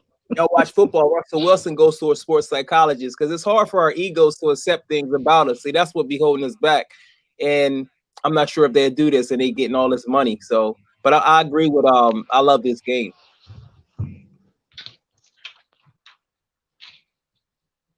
Jacob, he knows it. Yo, Jacob, go ahead, bro. Yeah. I'm gonna call you. He knows his sports junior, bro. He knows his sports junior. Go. No, bro. I agree with what you guys are saying. I think well, the question was like, is the Nets team, is it just as good as Golden State's? If I'm not, is that what it was? Yeah. That's what they said. I think the Golden State had a better system as far as like Clay and Steph. They play well off each other because they can, not only could they play on the ball, but they could play off the ball. I think in those finals, in that 2016 finals, Kyrie, he lit up Steph's ass. I think 1-on-1, I think Kyrie could give it to Steph. But I think as I agree with I love this game is that Kyrie and James Harden's game is loud, and like they always, because you have to understand that Kyrie comes from like New York, New Jersey, and players over there, they play loud as far as the handles and stuff like that. and they want to be famous. With Clay, he grew up in the NBA, as well as Steph. So they've been around professionals. So once they got to the NBA, they were like matured as far as their play. So I think that the Nets, I think that they can improve on it. But as far as like, are they good as Golden State? It's yet to be seen because I think that's unfair to the Nets right now. But as far as were they better? Would that tandem be better than Golden State? I don't think so at the moment. Even though KD is a great player, I just think that Golden State, the way they play the game is beautiful to watch. But you'd have to give the Nets you'd have to wait for the season to see how they will play. But right now, no. Right. That's how I feel, Jacob. To piggyback on what you just said, Golden State played a beautiful system that all they had to do was plug KD into that system. Now, it people don't realize the system that they put out there on that floor is a plug and play system. Now, if you plug in somebody that has ultimate skills like KD, the sky's the limit. I don't think that's what I need to see from that's what I would need to see from the Nets if Harden were to, come play on a team or any other star, even if it was Bradley Bill. You're hearing different crazy stuff out there, but I just think it's all about the system. And yeah, they broke up on bad terms, but I hope KD learned something from playing with Golden State because that system he was in, he could have won two or three more championships. He could have did it, but he let the media get in his head and make him think that his championships weren't real, just because he did it better than LeBron. So it is what it is, but we'll see what happens. You got anything to add on that, Jalik? Um, yeah, it's just gonna be real interesting how everything plays back because training camp starts in a couple weeks, I believe. I think next week sometime, December the it's everything seems rushed. It's usually a break we get to have, but I understand with this situation going on, it's everything seems rushed. So that also has to play in the part to injuries and healing time and things like that. Now, I know a lot of the players that didn't make it to the playoffs, they was out too. So it's gonna be real interesting to see how this plays out because we got some draft. The draft was what a couple of days ago. I'm not sure if you'll talk about that one. So that was interesting. And they overpaying what's his name? I don't know how that happened. He must be part of some secret NBA society, bro. How they give him 120 million? What's his name? The dude from Indiana? I forgot his name. Gordon Hayward. Hayward. How did they give him Gordon that? Hayward. People was crazy. And he went to Charlotte, right? Michael Jordan has got to be the dumbest executive in history, bro. Like he don't know how to draft. I don't want to go hard on him. He don't know how to draft. What's up with this guy, bro? Like he need to hire Larry Bird or somebody. He don't know how to draft. He don't know how to spend his money. He gonna spend 120 million on Gordon Hayward. Come on, Jordan, bro. Talk to your boy, man. I love this game. Talk to your boy Jordan, man. Jordan is crazy. He don't know how to. He does not build teams well. He just doesn't. Exactly. Man. What's wrong with him, bro? He got something was wrong in his mind, bro. I don't get it. He needs to start delegating those responsibilities to someone who knows more This than is the him. guy that y'all said is better than LeBron. LeBron is smart. I bet you LeBron will win a championship as an executive. Y'all don't get it, bro. That's another reason. Oh, stop it! Because LeBron has been doing the same thing, and it has brought him You have to be six smart to losses do and four championships because not because of him. So stop it. You was doing fine. You was doing fine until you started, because I you don't know, understand. trying to bring your man up. Why is Jordan like that? Why would you spend 120 million on a guy that was? I don't get it, bro. Oh, Yeah, Hayward is not the same anymore. He used to be a very good player, but after that injury, it's tough. It's tough. Well, I agree MJ overpaid, but you got to look at it like this. It was a problem move. He done picked up that LaMelo Ball kid, so he's trying to bring some type of excitement back to that franchise. That's a treadmill franchise. He didn't want to pay up Kemba Walker, so he let Kemba Walker go to the Boston Celtics. So there wasn't really anything to look forward to that Charlotte Hornets team. So the ticket sales probably went down. The fans probably weren't viewing as much.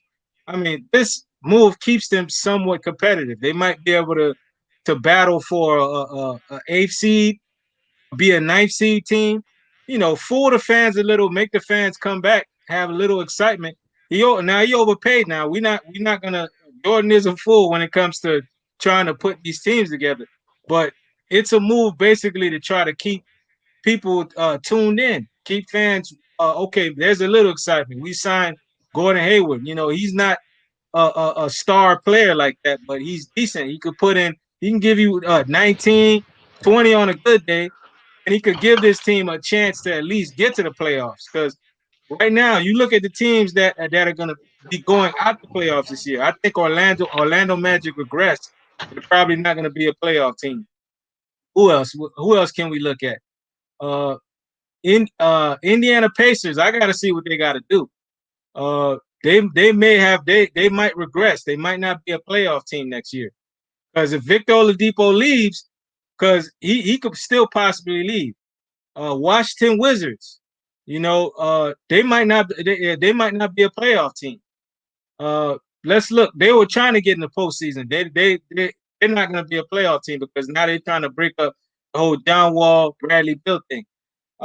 Charlotte Hornets has a chance to at least battle for an eighth seed because you know they got some young players that they gained some experience and now they done added a veteran in Gordon Hayward. So it's a move to try to get fans in the seats. Jordan's playing that. You know, there's some owners they're in it to make money. There's some owners they're trying to win, and there's some owners, you know, this is just a hobby to them. They want to have the cachet of owning an NBA team, and you know they don't really know much. It's like that Sacramento Kings owner. He's just a passionate owner, but he's an owner that also is like MJ. He don't know what the hell he's doing. He's making these weird moves, and you know that team ain't going anywhere. So I think this is personally a move to just get butts in the seats. Whenever fans could start going back to games or have people fans want to watch a team like that.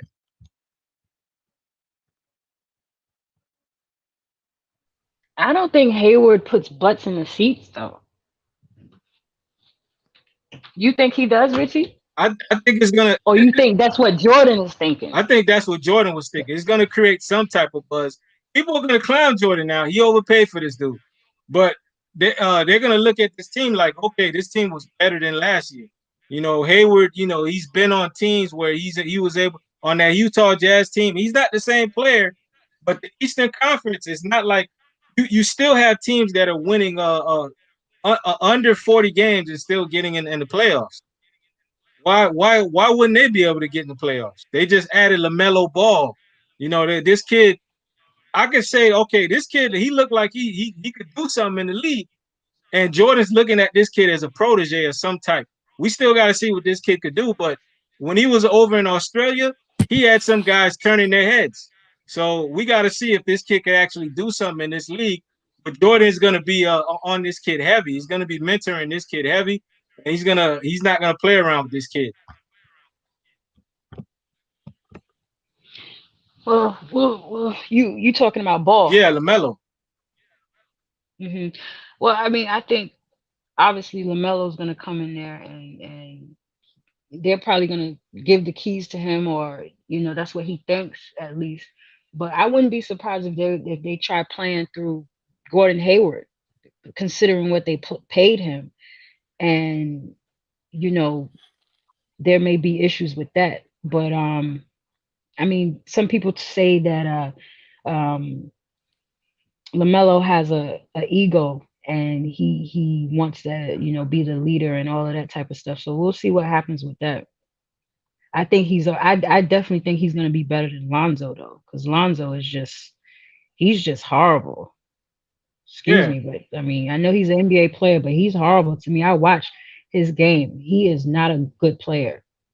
yeah. There was too much hype with Lonzo Ball, but the father was telling people about LaMelo the whole time. He says that's his son.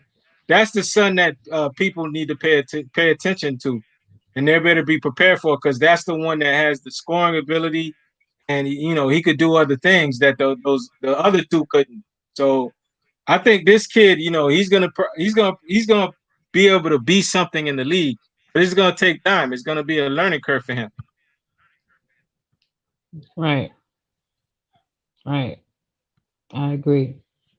Because they once they get into the league, I think the game speeds up and guys are just as bigger, if not stronger, than they are. So I think that's where, the rookies hit the wall. Um, so we'll see. But I think it's a lot easier for rookies a lot today also because the game has changed so much where they open the floor up for you and they make sure that guys don't really have to work on their weaknesses like a jump shot, for example. The defender can't hand check the defender once the dude with the ball drips, faces up. You got to come up off of him. You got to give him space to let him dance and boogie. So, that's why it's a lot easier for this generation today. They don't really have to play against hard D. When I was playing ball years ago, you can hand check the hell out of somebody. You can make them go where you want. And if you're gonna get in this paint, you're gonna work to get in this paint. And it's not like that today. So I think it just helps guys have a weaker game. Well, I mean, I just went Oh, off on a let tangent me there, say but something, go 'cause they ahead. try to, this is you see what's on the screen right there. I love this game. Shout out to her. Shout out to her. I don't know her at all. I just know her from here. So y'all gonna start rumors on the internet that I, secretly dating. I love this game. I don't even know what? what is I love this game. What? They they trying to I see. Listen, it's funny, bro. This is where it starts. he Hold on. you can't play into everything he knows says. What happened And I is, was trying to have your back look, check too. this out. He's mad because I told him, bro. I said, yo, and this was you wasn't around. Love this game. I said, love this game was getting in your ass. I said she was too nice to you, and he didn't like that. You had him, and you nice. You not like me. I would have got on it. You was nice. He was like, oh yeah, yeah.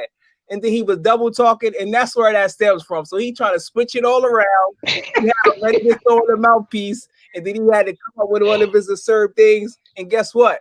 He was able to have his cheerleader. Well, he's a good guy, Richy Rich, back him up. What? Made it seem like What No, are you trip? look, yeah, look, to you to know he knows is to love him because the man is one of the he's delusional a lot of times. He won't admit it, but he is. He in a world that a lot of us is not in, like he said, right? He always says that he exactly. he's so you can't don't that man, Well, I he's got my money. funny. He's Next time funny. you're bet, I got my money. Stop that, he knows. Stop that, baby. They Stop gonna that. start internet rumors. I got my money on it. I love this game though because he knows his sports. When it comes to her, he gets scared. I don't know what it is. He gets scared. He think he know everything. He think he know Hey everything. yo, he's scared about all of this game. I'm telling you, he gets scared. Y'all Stop fool it. on this, Stop man. Oh man. it. All right. So, did you guys already cover the Klay Thompson topic about him going down and the Golden State Warriors? What's next for the Golden State Warriors? Did we already cover that? No, we didn't actually. We didn't talk about that Okay. directly about Let's go over that, yeah. man. Because what's next for Golden State Warriors, man? Klay Thompson, man. 2 years removed. It's gonna be 2 years removed from basketball now. It's pretty much a catastrophe for their organization not having Klay Thompson. Stephen Curry, this guy is the perfect complement to Stephen Curry, and they've been able to do some great things in their time together. But Klay Thompson, this is a devastating injury to him. He's not a player that's predicated on athleticism. His game is all about shooting. I felt that year when they played the Raptors in the finals, this guy was coming into his own. You could tell he was becoming more confident. He was becoming the player that they were going to more than Stephen Curry in those finals moments. He was developing more of a swagger in himself. He was a guy that they counted on to guard the better guards on the opposing side. But now he was a guy that was starting to call his own number. And to lose a guy like that, especially them trying to have another resurgence and trying to do something to get a build another dynasty again, try to compete, contend for championships. This is huge. This is like a huge to their psyche. Like it brings them in a sense to where now their franchise is is at stake now. They're gonna have to rebuild. They're gonna have to go into another like another like area because Klay Thompson, he's not gonna be the same player because one ACL on his right knee and now Achilles heel on his left leg. He's not gonna be the same player. I don't know how that's gonna affect him, man, but the forecast don't look good. And the Warriors, I feel like they're trying to make these lateral moves now. They done got who they done got? They done got the dude from that was on the Phoenix Suns last year.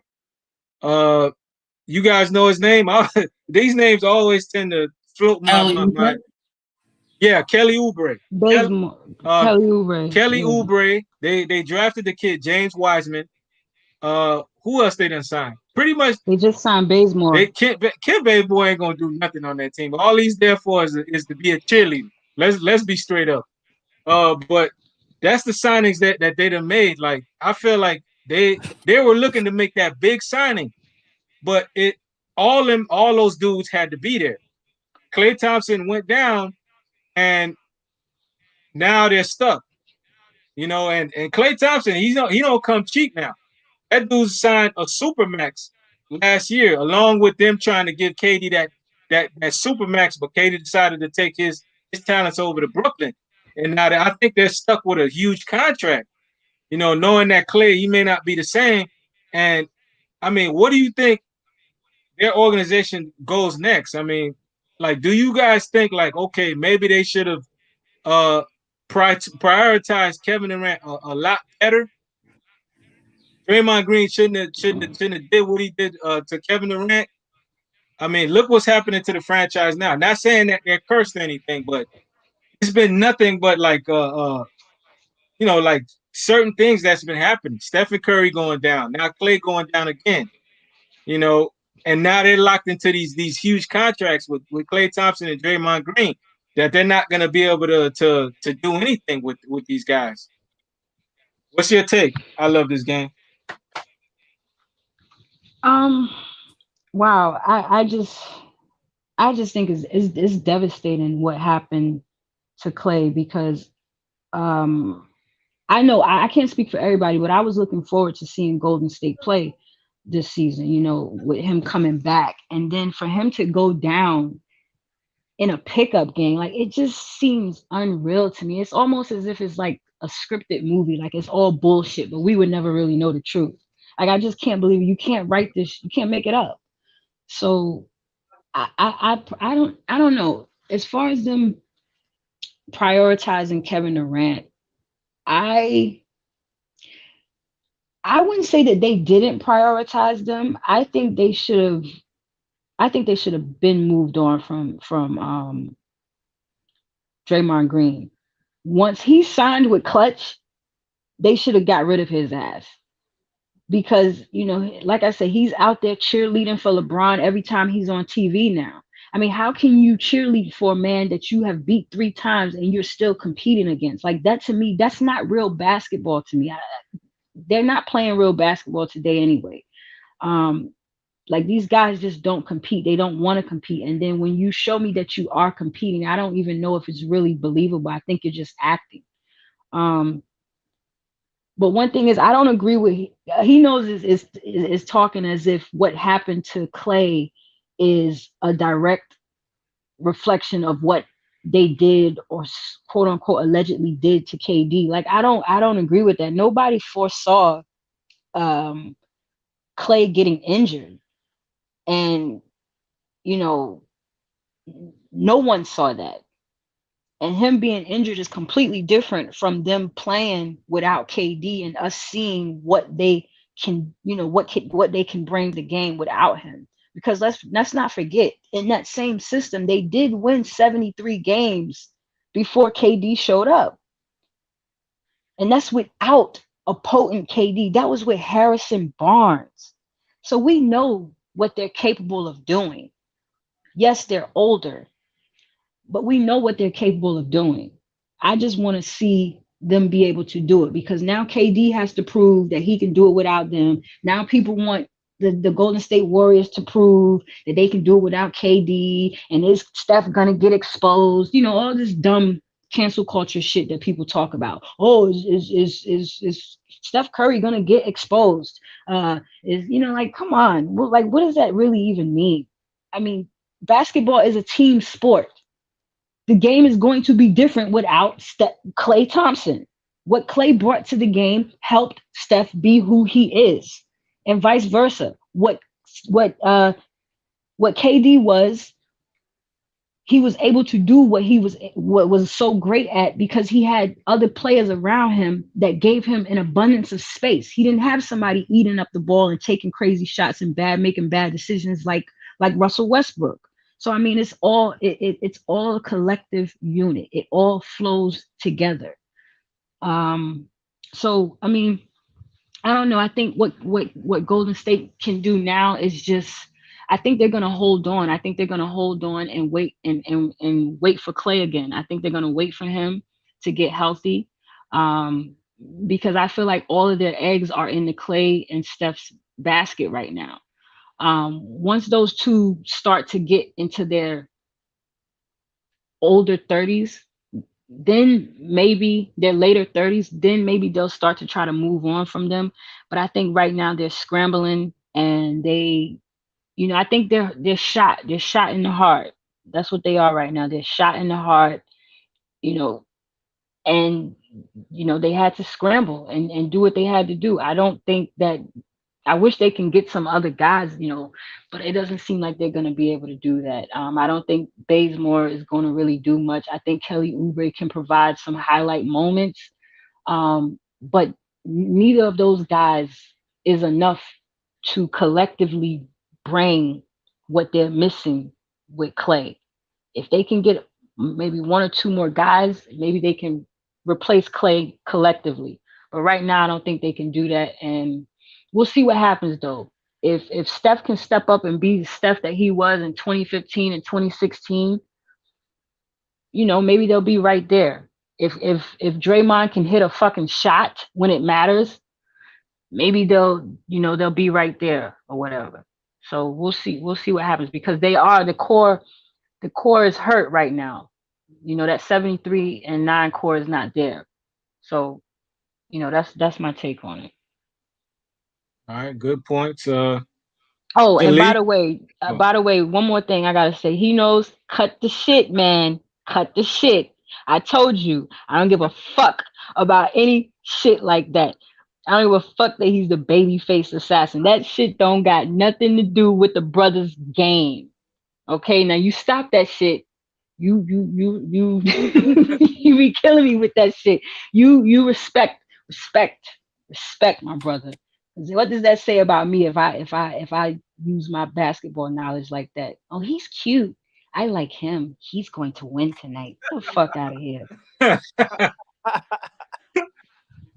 that shit out of here. I don't think like that. I'm a baller. I grew up beating niggas on the court. So I don't worry about none of that. Okay, All right, you brothers okay. carry on. You made your point. I love this game. All right. All right, man. You heard that. He knows. Jalik, man, what's up? For the Klay thing, yeah, I hate to see people get injuries, man. I just hate to see that, and it's crazy that it happened. Like because it's like he was about to play back again, but I was hearing rumors that was he really there? Was he really wasn't back? So for him to just go down like that, and it was his Achilles. So the same thing similarly happened to DeMarcus Cousins, right? First it was his Achilles, he was out. Then he tried to come back in that same series that they all got hurt in, right? Then they all get hurt. DeMarcus Cousins, KD, and them got hurt, but DeMarcus Cousins hurt his knee. So I think it's his 9th or 10th season. He came in 2011 with Kawhi and Kyrie. So it's probably his 9th season. And with those two, it's more mental than anything. Now, if it was just 2 knee injuries, I'd say, yeah, but the Achilles is such a crazy injury. However, the thing that he has going for him is his defense is probably not going to be the same, but the fact that he can shoot so well, he understands his role, his career can be extended because knowing your role is a great thing to do because that's why certain defensive specialists that's not trying to score a lot of points will get jobs longer than somebody that's trying to be the man. That happens in football as well. You just got to know your role. So with him being able to shoot and he's a great free throw shooter and he has experience, yeah, I was debating with somebody. They said he wasn't a Hall of Famer already. I said, bro, he's a Hall of Famer. If he was to retire today, will he make the Hall of Fame? I would say yes, because he's done some amazing things and he great players. Who? Clay. I say he makes the Hall of Fame. Oh, Yeah, I okay. think he makes the Right, Hall right, of right. Fame. I agree. Um, I think he makes the Hall of Fame, just based on that and the type of player that he is. But it's devastating to see that happens because the recovery time and it's gonna be real interesting to see. And as a team, Golden State, they drafted the Wiseman dude. I didn't think LaMelo was a good fit with Steph Curry. But then they probably just gonna make another trade again. See, the thing that messed them up was sometimes you can't be loyal to these players. Like signing Draymond Green to that much of a deal, even though his contract wasn't up, they should have waited. But they don't want to have the perception that they don't take care of their players. So they done that to Kobe at the end of his career and put him in that big deal, and that's what extended them not making the playoffs. You can't be thinking with your emotions when a game of basketball. So that's the key picture in all of this, because if they had some salary cap room without that big Draymond Green contract, then they can do something else. But with Draymond Green, Curry is probably the highest paid in Klay Thompson. That's gonna be crazy. They're gonna have somebody really step up. Who knows? Maybe Wiseman to be that dude. So who knows? Hopefully he improve though, get better.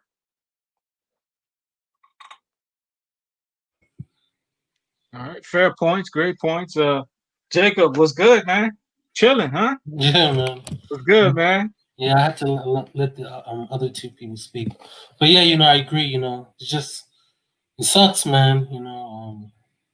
I was really looking forward to Golden State, coming back, as far as with, Clay, Steph, and even Draymond, and I was curious to see how Wiseman was going to play, with all three of those guys, and it's just, it's heartbreaking, because like Clay, Clay doesn't get a lot of props, but he's such like, when you want to talk about like the perfect like basketball player, you talk about Clay because like not only can he play on and off the ball, but he's also coachable. He really doesn't have an ego. And Clay, a lot of people talk about Steph and like how Steph is great and stuff like that, but I think Clay doesn't get a lot of credit. I think, to be honest, like I like Clay's game more than I do like Steph, because the thing with Steph is that sometimes he's not durable. He takes ill-advised shots. In the last minutes of the game.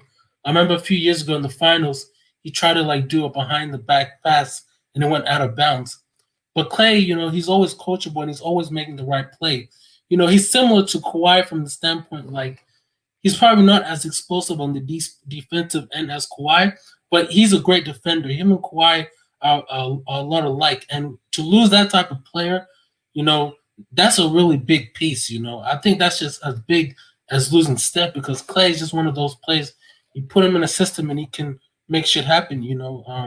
I think when he scored, like I remember there was like this. He took like 4 dribbles when he scored. Like you remember, it was like 52 points, something 60. He only took like 4 dribbles. We don't see play like that's crazy. Name me another player that does that shit. James Harden. If James Harden scores 60 points, he's gonna dribble the damn ball like 24 seconds of the shot clock, and he's probably gonna shoot fucking, I don't know, like 17 threes to get to 60. Clay, he doesn't need to dribble just to get a 60. So that type of play is underrated and he doesn't get a lot of props. And we always talk about players like James Harden, all these type of players. But when I look at Clay's game, he's not the number one person on his team, but he still can drop you 60. He was the third wheel when KD was there, and he still dropped 60, And saying that Clay is lucky the ringleader of why KD trade 5 left. I don't know, man. I don't know. But I just think, as far as talking about Clay, I'm just thinking to Golden State. That's a big loss for Golden State, and it just sucks, man. I was really hoping that, I felt like if Clay was, ready to play, I think they would have given the Lakers, a run for their money, but even if he was back, this is not the same Golden State team that won 73 games. They don't have the depth that they once had, and they were obviously younger back then, but I think injuries catch up to you. But I think with Clay, he can bounce back from this. He's never going to be the same player again, but one thing about his game is that he can play off the ball, and his game is not going to go anywhere, But his body, as far as his body, he's not going to be as explosive. He's probably not going to be a great defender as he once was. But as far as the shot making and stuff like that, he's going to be around the league, a long time as well as Steph, because the games are built to last for like 25 years. I'd see these guys playing in their 40s. Unlike if for Russ or James Harden or John Wall, these guys are probably going to be out of the league in 5 years because their game is built to destroy their body. So with Clay, I hope he has, speedy recovery, but I probably see him coming back. I don't even see him come back next season, bro. Like, he's probably had too many injuries. But I think, hopefully he can come back and, be somewhat of a player that he once was. So that's all I got to say. I mean, according to he knows, none of them ever liked KD. They didn't all get on. They didn't all go to the Hamptons and try to recruit him. I mean, listen, it sucked what Draymond did. If there's anybody to blame, I would say it's Draymond. But this notion that Clay and Steph, and just the Golden State organization as a whole, didn't, take care of KD and didn't want him there and didn't do what they should have done, or they didn't bend over and let him butt fuck them, excuse my language, doesn't mean that they didn't appreciate him. I mean, also you KD also had to make the decision for himself. Like, what would be a better situation for me here, where I've already won 2 championships and 2 Finals MVPs with guys that I already know how their game works. We have a system in play that's pretty much unstoppable. Or am I going to go and start all over again with Kyrie Irving because we're best friends and we love each other and we want to play together? So listen, we'll see how it works out. But at the end of the day, KD should have stayed his ass in Golden State. And if he goes to Brooklyn and he doesn't win, I'm rooting for Brooklyn because I'm a New Yorker and the Knicks ain't never going to be shit. I hope they do something before I pass away. But what I'm saying is, KD, it's about business at the end of the day, too, when you are in the NBA. If he wanted to put himself in the position to win as many championships as possible, he should have stayed his ass in Golden State. And if they would have all stayed healthy, they would have probably done 4-peated by now. No one could stop them. No one.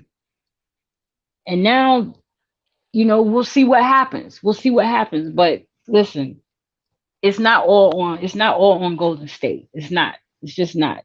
I know you love KD. He knows. I love him too. He's fucking awesome. But stop as if this man doesn't have to be responsible for his decisions and the situations around him. I love this game. Let me just chime in for 1 second. As far as you saying that KD should have stayed in Golden State, I disagree from a standpoint as a competitor. I think he went to Golden State just because I think when he went to Golden State, it opened up his game more. As far as, he wasn't known as a great defender on OKC. And when he went to Golden State, he opened up his defensive side of the ball, his defensive side of his game. But I think the reason why he went to the Nets is he knows that, like, he has to go somewhere in order to be in that GOAT conversation. Because at the end of the day, I do agree with you. He went to a 73 and when he went to a 73-9 win team, and and even though he got to the team, he was the number 1 guy that put them over the top. Because even if KD didn't go to that team, I think they probably would have lost to the Cavs 2 years in a row if he was not there. Because I think the first time around when they bet the Cavs, Kyrie and Kevin Love weren't there. So I think the reason why KD left is he has to find a new challenge, and he knows that like if he wins this title with the Nets, like I think it's going to put him in the discussion right there, and I think it's also going to help for his legacy as well because now he doesn't have to face the argument that he was with Golden State. Like that's what happened with Kobe and Shaq. Kobe was never going to get his respect if he was playing under Shaq his whole career. So I think I agree with you from a business standpoint. Yeah, he probably should have stayed with Golden State as far as how they play. But look what happened with all the injuries. If you look on it right now, I think he made the right choice being with Brooklyn. Yeah, I mean, I agree with you on the standpoint that yeah, he had to. I don't think he had to go. I think he left because the media beat it in his head that, oh, your championships here don't count. You joined a 73-19 that beat you, that you had down 3-1. This is never going to count unless you go and win somewhere else. Now, if LeBron James, who's been doing the same shit his whole career, does this for somehow all his championships matter, and the ones that he lost, they don't matter because, oh, he wasn't the favorite. They have excuses for LeBron James, who's been ring chasing and didn't stay his ass in Cleveland and do what he was supposed to do.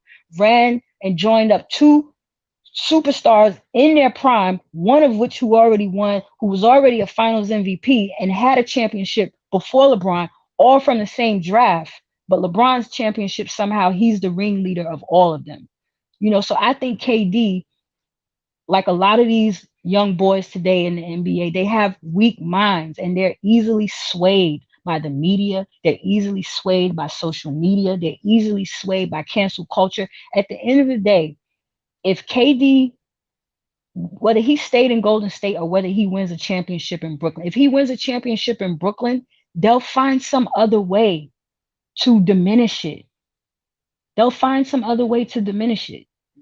I firmly believe that they will figure out some way, especially the LeBron fans. They will definitely find some way to diminish it. And I'm not saying that they're going to be able to. Go ahead, Jacob. You seem like you want to say something. Go ahead, baby. No. Like I was just yeah, because like as far as like with the Golden State argument, I agree with you on that. Because like the way that they diminish his championships, even though KD was the one that was making Golden State win those championships, the thing with Brooklyn is that there's no longer gonna be the argument that he joined the 73-9 win team. Like that was his team. So I think whenever a suicide player wins a championship, that's the hardest. As far as they're the reason why they won. Like as far as that 2009 and 10 championship with Kobe, the media, of course, they're gonna try to find ways to shit on him. But as far as trying to diminish it, you really can't. There's just things that you can't diminish. Like he knows usually says like the truth can only be hindered; it can't be stopped. So as far as KD winning the championships with the Nets, I don't really think that they can find a way to diminish that because even LeBron tells they would have to bend the knee and say, "Yep, like we can't diminish that." I just don't see the media are gonna try, but as far as on paper and real life, no, no. Yeah, they're gonna say a lot of crazy shit. They're already starting to have this little thing. It's not loud yet, but people are starting to say, "Oh, the West is weak now. Everybody ran from the West. They're going to the East because LeBron is in the West now. So people are running away from the West." I'm hearing this already, and it's ridiculous. So they try to come up with as much BS as possible. Richie, what do you think, baby? What's your take on it as far as this whole Kevin Durant Uh, winning the championship, or should he have stayed or left? Obviously, my take on it is because I'm cut from that old school cloth, man. I'd rather see these guys just do it on their own franchises and win, Right, so they could get that right. they could be like celebrated and appreciated a certain way, like them guys were in the past. So yeah, him leaving Golden State was a good move for him because he's definitely gonna have to win and a championship with this Brooklyn team because that's gonna be that like he knows says that's gonna be that proverbial monkey on his back that he was playing with those guys and he wouldn't be able to win if he didn't team up with those guys, even though he was the dude that delivered. when it was all said and done. But we know how the media plays things, especially when it's a driven media towards a certain guy in the league, LeBron James. Everything is driven towards him. You know, whether he succeeds or he fails, they're always gonna write a good story about LeBron James. But when it's these other guys, you see how they took a dump on Kawhi when he couldn't get it done this year. And we seen LeBron James fail like that in the Yep. Dallas Mavericks series. And they you saw how quick they were cheering for LeBron James when he won the year after that. Now if Kawhi wins next year, they're not going to be doing that for the Kawhi. Or if Kevin Durant wins with Brooklyn, you're gonna have people that give Kevin Durant respect, but there are gonna be some people that still hate on Kevin Durant because Kevin Durant has shown indifference to the media, unlike LeBron James. He don't play around with the media. He talks back. He don't let the media just go in and say what they want to say to him. That Kevin Durant, he shows attitude. That's something they don't like. And plus, he's shown shade to LeBron. He mentioned that, you know, uh, the media around LeBron is toxic because they're always praising him. They never are coming at him from a judgmental point of view. It's like a yes men that are around somebody that are always trying to say good things around him. They never want to say like bad things or like put him in his place. That's how it is with LeBron James. So I think this was a good move for Kevin Durant because if he wins with Brooklyn, there's going to be people in the media that are going to have to respect him, as opposed to him staying on Golden State. You would have still had people in the media disrespecting Kevin. Yeah, you winning those championships with Golden State, but you had to team up with them because it's still a LeBron James oriented league or media driven league. That's what it's like. Everything is centered around LeBron James. So they don't really pay attention to the other guys. And I think that's like a disservice to the other players. You're not Right. really helping your brand out if you're just focusing on this guy. I kind of feel that Adam Silver gave Jenny Buss a solid, man, during this whole COVID-19 situation. Because I Of remember course. I remember her being the thought that she is. She kept going to Adam Silver, telling Adam Silver that you owe us one. You owe us one. Like, what's that about? You don't recall her saying stuff like that when she was going to Adam Silver saying that, okay, you owe us one. You got to look out for the Lakers. He looked out for them during this COVID-19, during this bubble, and LeBron James was able to get all the praise for it. You know what I'm saying? Look at those other guys. Where's their just due? That's what I'm saying. Like this league is just I don't know, man. Maybe I've gone off topic a little, but yeah, man, they need to. It'll be great to see Kevin Durant win with Brooklyn. I think that him going to Brooklyn was a good move for him because personally, man, it's a challenge. Like Jacob mentioned earlier, it's a challenge to him personally. Like, can he do it? Can he go out there and win without Golden State? You know what I'm saying? Win with Kyrie Irving. Win with a player that brings a different dimension to playing with Kevin Durant. And that's what it's about. I think he can do it. Personally. I So agree. I agree. I want to see him win in Brooklyn. I do. I just think that his reasoning for leaving Golden State was more peer pressure media pushed than it should have been. And when you look back 20, 30 years from now, all they're going to do is try to add up how many championships LeBron has against Kevin Durant. And if LeBron has more, they're going to automatically say LeBron is better. You know what I'm saying? So if it's all about stacking up as many championships as possible, like LeBron is trying to do now with his 6 glaring losses, and then everybody's supposedly going to just forget his losses, then it's like, okay, well, let me just try to get as many championships as possible. But listen, I'm glad KD is trying to do his own thing, but people will still probably say, oh, he needed Kyrie to do it. Nobody said that about LeBron though, not his fans. Nobody said LeBron needed Kyrie to do it, which he did. So it's always going to be a double standard that's what it is with when it LeBron comes to fans. anybody That's else. exactly what it is. Right. Just like how Jaliktheleader mentioned, about Jimmy Butler when we remember in the earlier topics when we were discussing about Jimmy Butler, why Jimmy Butler getting all this credit for leading them to the finals. But he talked about the Cleveland Cavaliers. Who did LeBron James have on that team when he was facing the Spurs in the '07 finals? I'm like, Jalik, dog, he got there, right? So if you lose, you deserve to get the blame. Just like Jimmy Butler. No one's giving Jimmy Butler credit. He didn't win the prize. I'm not giving Jimmy Butler credit. You know what I'm saying? I respect Jimmy Butler because he went out there, he gave it his all. But Jimmy didn't win, so you don't get that affirmation. You don't get that confirmation from me. You didn't win. It's unfortunate that Dragic and Bam Adebayo didn't play the most of the series, but that's how it goes. He didn't get it done. So that's how if you get to the finals and you lose, it's a L, man. That's what it is. Don't try to sugarcoat it. Right. It's a L. That's what it is. You got yourself into the big dance. Either you win or you lose. But if you lose, you shouldn't be celebrating. And that's what they do for LeBron. They always celebrate this man when this dude loses in the finals.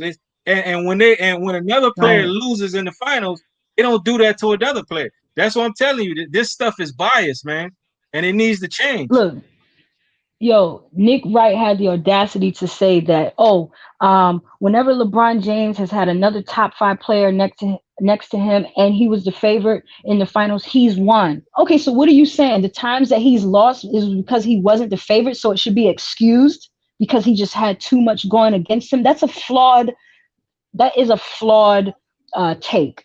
It's a flawed take and it's a biased take and it makes absolutely no sense because if this guy is the greatest that you've ever seen, that you tell us all the time, every day, makes everybody around him better, then nothing should stop him. He should be 9-0 in the finals, at least 7-2, but he's not because he's all right, but he's not real. Plain and simple. That's the problem with today's NBA. Talking heads like that. I mean, even Skip Bayless up to a point. These guys have been bad for basketball, and they've kind of hurt the game because they've made this error of players want to leave and want to team up with guys because they're looking at the pressure of the older generation players and seeing how they won their how they won their chips. Mainly staying with a franchise for the duration of their career, and these guys see this pressure. Okay, if I don't win a title, I'm gonna be clowned. If I don't do this, I'm gonna be clowned, man. So I'm gonna put myself in the best possible situation to win as many championships as I can. Because they're seeing that how these narratives from these talking heads hold weight, and these guys don't want to be clowned when they're done with their career. They don't want to be a Charles Barkley. They don't want to be a Patrick Ewing. They don't want to be a John Stockton. They don't want to be a Karl Malone. They want to be someone that's respected when their career is over and overdone and said. So there's what the climate of the NBA is now. These guys are going to continue to keep making moves. They're going to continue to keep looking, see who the best player they can team up with because they want to give themselves the best chance to win. So when their career is looked at the end, it can at least show that they got a title, and they want to be respected. Right, right, right. Where's Jalik at? Where is he? I'm just listening. Oh, okay, because I know you over there. Nah, I just like to listen. I'm just listening right now. That's all. All right. We want to hear your take on this, Okay. brother. What's There's up nothing with wrong you? with listening. There's nothing wrong with listening. As far as like LeBron situation. I mean, No, the overall stuff Okay, that KD. we've been discussing. you talking about KD, the guy that joined Golden State and he almost beat him. If he would have beat him, Oh, here we come go. on, bro. It's not just skills, bro. You got to look at the man. You got to get past the superficiality of the world. He knows his sports is in love with stats, bro. And it's surprising because he knows his sports is an intelligent guy. He studies um Tony Robbins, and he studies the mental world. So I'm surprised that he's so and stuck in the superficial world of Kevin Durant's size and scoring. It's deeper than that, bro. Like what Keem Mitchell said, he need to stand up to himself. He shouldn't have. He let Draymond punk him. He should have went. Sometimes you gotta go toe to toe. I don't advocate violence, but he shouldn't have never done that. So for Draymond to even consider that he can talk to him like that means that KD didn't represent himself, and it's crazy how he knows his sports set. That's alpha maleish, but he let another dude just call him I don't want to cuss on your show, but come on, you're gonna have to explain that. He knows his sports. Come on, bro. So that's on him. He's real sensitive, and he doesn't really know how to communicate the best. He's still a great player, though. He's still a great player, and hopefully he comes back in all of his best health, because he's great for the game of basketball. Um, he's always going to be looked at. For him to get to a higher level, he's going to have to win without Golden State. Until then, it's like he needed Golden State to win, and it's sad, but that's just the way the game. That's just the way the game goes, you know. But at least he's not like Jordan and needed Phil Jackson. But that's another topic. You make no sense, bro. With Phil Jackson, who was Phil Jackson before? Who was Phil Jackson before MJ? Phil Jackson won they won together, man. That's all you can say. That's how you have to phrase it. 5 rings. He won 5 rings. He got more rings than Jordan, bro. So go ahead. He got 5 extra rings. Yeah, but was he winning championships before Michael Jordan? He won without him. Come on now. They won together, man. Hey. Bill Belichick. Is Bill Belichick winning without Brady? Yes or no? Is he winning without Brady? Yes or no? No, he's not winning. What is he doing now? They ain't winning. Okay, but Phil Jackson is winning without Michael Jordan. Yeah, that's because he was able to get a player that resembled Michael Jordan and Kobe Bryant. Listen, Kevin, did he win without Michael Jordan and Kobe Bryant? He was able to get a player that resembled Michael Jordan. Kobe Bryant told you in the last dance. Without Mike, dog, that boy don't got 5 chips, man. Hey, listen, I'm gonna listen to KB. Rest in peace. That's what KB said out of his own dome, bro. Respect the legend, bro. Phil Jackson is a great coach. You know what I mean? Michael Jordan owed his whole career to him because, like I said, he just doesn't know how to work. We got to talk about some other stuff because this is just him trying to say that LeBron don't need a coach, that he can do it by himself, and blah blah blah blah blah blah blah blah blah. No, you're right. LeBron don't need a coach because he uses his teammates up, and he doesn't want a coach because he thinks he is the game. That's why his ass has 6 losses. LeBron is savant. Look at the interview. The dude that. Yeah, an idiot savant. He's savant. He doesn't know the game. An idiot savant. That's what he is. Shumper. He'll tell you how the smartness of LeBron, but it's all good, man. All these players got flaws. Listen, you talking about these dudes. Listen, if you think about it, most of these guys that praise LeBron most of them are, I hate to use this term because I think it's overplayed and just overused, but all of these dudes have beta mentality. They have weak minds. LeBron, they're a bunch of bitches. LeBron, you tells them what to do.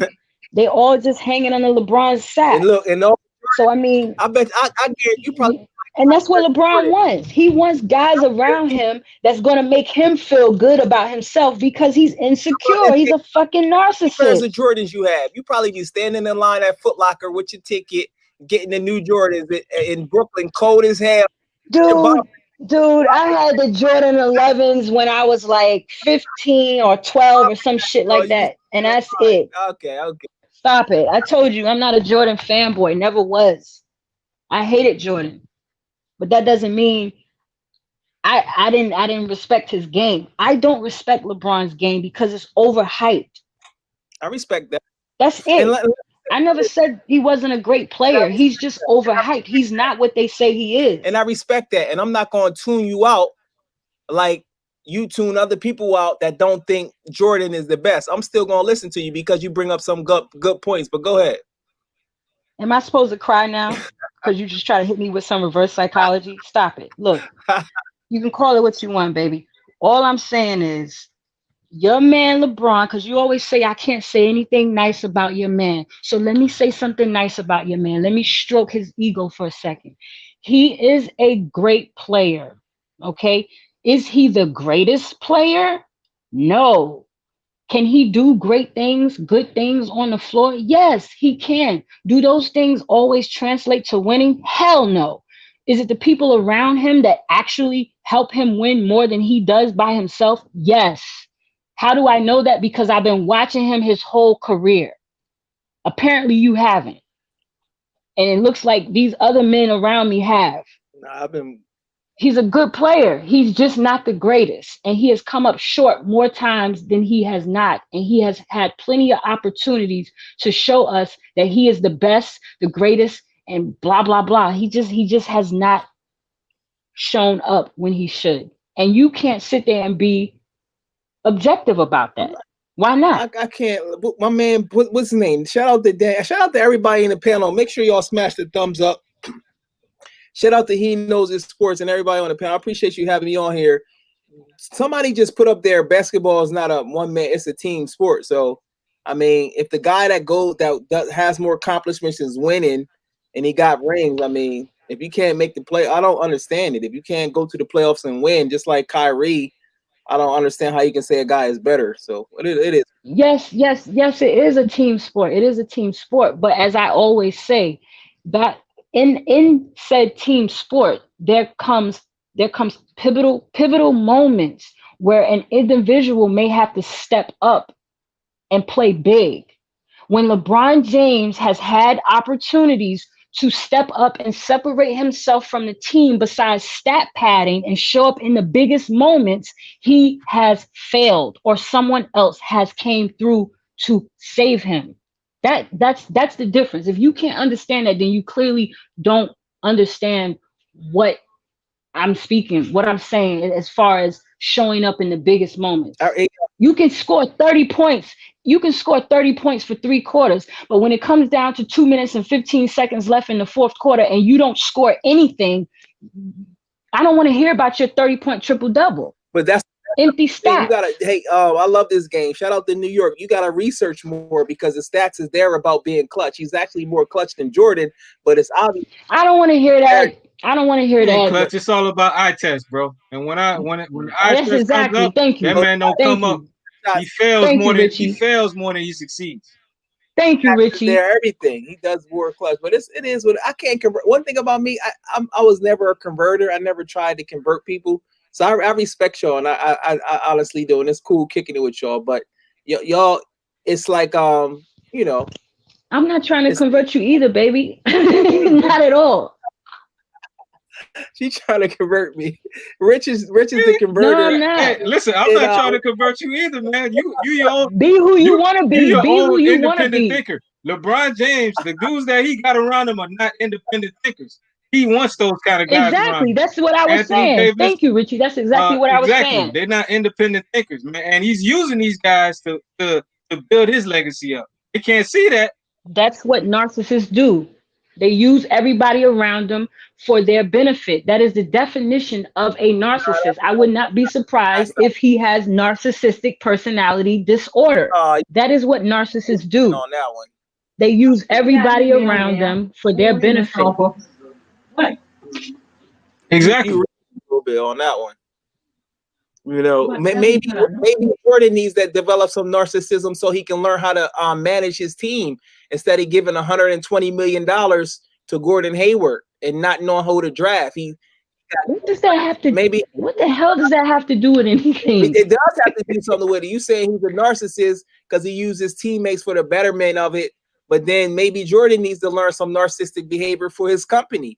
Because, I mean, if this was a stock, he would probably go out of business. So Charlotte, he doesn't do a good job. And then when Barkley checked him on it, he stopped talking to him like a little baby. And y'all call that alpha male and you can't criticize the guy? Come on, bro. Y'all got to read between the lines. First of all, I can criticize. There's things about Jordan I can criticize. I'm talking about Jordan's game. And the difference between Jordan and LeBron when it comes to their life and them off the court and them outside of basketball, Jordan is private. LeBron is a fucking attention whore. He lives and thrives off attention. Hence, he's a narcissist. He needs attention. If his attention is not on him, if the spotlight is not on him, he has to make sure it's on him. So that's why people speak about LeBron so much when it comes to other things off the court, because he's an attention whore. He's always throwing himself out there. Just shut the fuck up, play the game, and So win. you But no, you want to do just everything else. you just like that white girl. Just shut up and dribble. That's how you sound. I love this game. You was doing Yeah, sometimes he should shut up and see, dribble. Yeah, you're that's absolutely right. what the world He wants. should shut up and That's dribble. what I'm not it gonna sit is. here and All right, turn this into a race card Is thing. that all Don't right. play the race no, card. no, no, no. Is that a beta or not? Just play sports and don't speak up on nothing. Just do what I say. That's being a slave. You want a slave? No, no, it's not. No, it's We not. No, it's not. There you go. There appreciate you go we trying to appreciate spin all it. your talking points. We appreciate all your talking points. But we got to close this show out. I appreciate all you guys showing up My today. bad. No, it's all good. I appreciate all you showing up. I love this game. Jaliktheleader and Jacoblonewolf, you all brought in great points. Brought that heat and that fire, like he knows says. But we got to close the show out. It was a great show. We it was a little heat that you guys displayed on the show, you and Jalik. But I'm pretty sure it's from a place of love, and it's not from animosity or anything like that. You guys are not at each other's necks, anything. It's just Oh it's no, friendly not at banter. all. That's what it is at the end of the day. But we did our thing. We showed up and showed out. Appreciate you, Jacob, for showing up. Appreciate you. I know this game. Appreciate you, Delete. The season is about to start. We're about a month away, and I'm pretty sure this thing is gonna get more heated. There's gonna be a whole lot of plethora of topics to talk about. We're gonna have more of an opportunity to do what we got to do on this show. Put it down and give the people on the channel a great show to come forward and watch. So I'm looking forward to you guys coming here on more lives. Uh, appreciate you guys. I can't say enough more about you guys. I appreciate you guys for showing up in the chat, keeping the chat lit. You see all the people that came on this private chat, and they did their thing. They kept this thing bumping. So I look forward to you all coming in the very near future again to the live stream. Enjoy the rest of your Sundays. Have a good upcoming week. Be safe. The virus is still out there, and it's ramping up. So the winter, they say, is going to keep ramping up. So be safe. Have your masks on when you out there. Be safe. Wash your hands. Uh, take care of yourself. All right, So bro. All right, everybody. I love this game, Rich. Jacob, he knows it's for everybody in the thing. And remember, don't be an extremist. You know what I'm saying? Don't be an expert. You can't force somebody to do nothing. Don't be an extremist. This dude, you are an antagonist through and through to the No, no, end. It's all good, baby. It's all good. It's all love over yeah. here. It's all good. so you got anything you got to say, Jacob?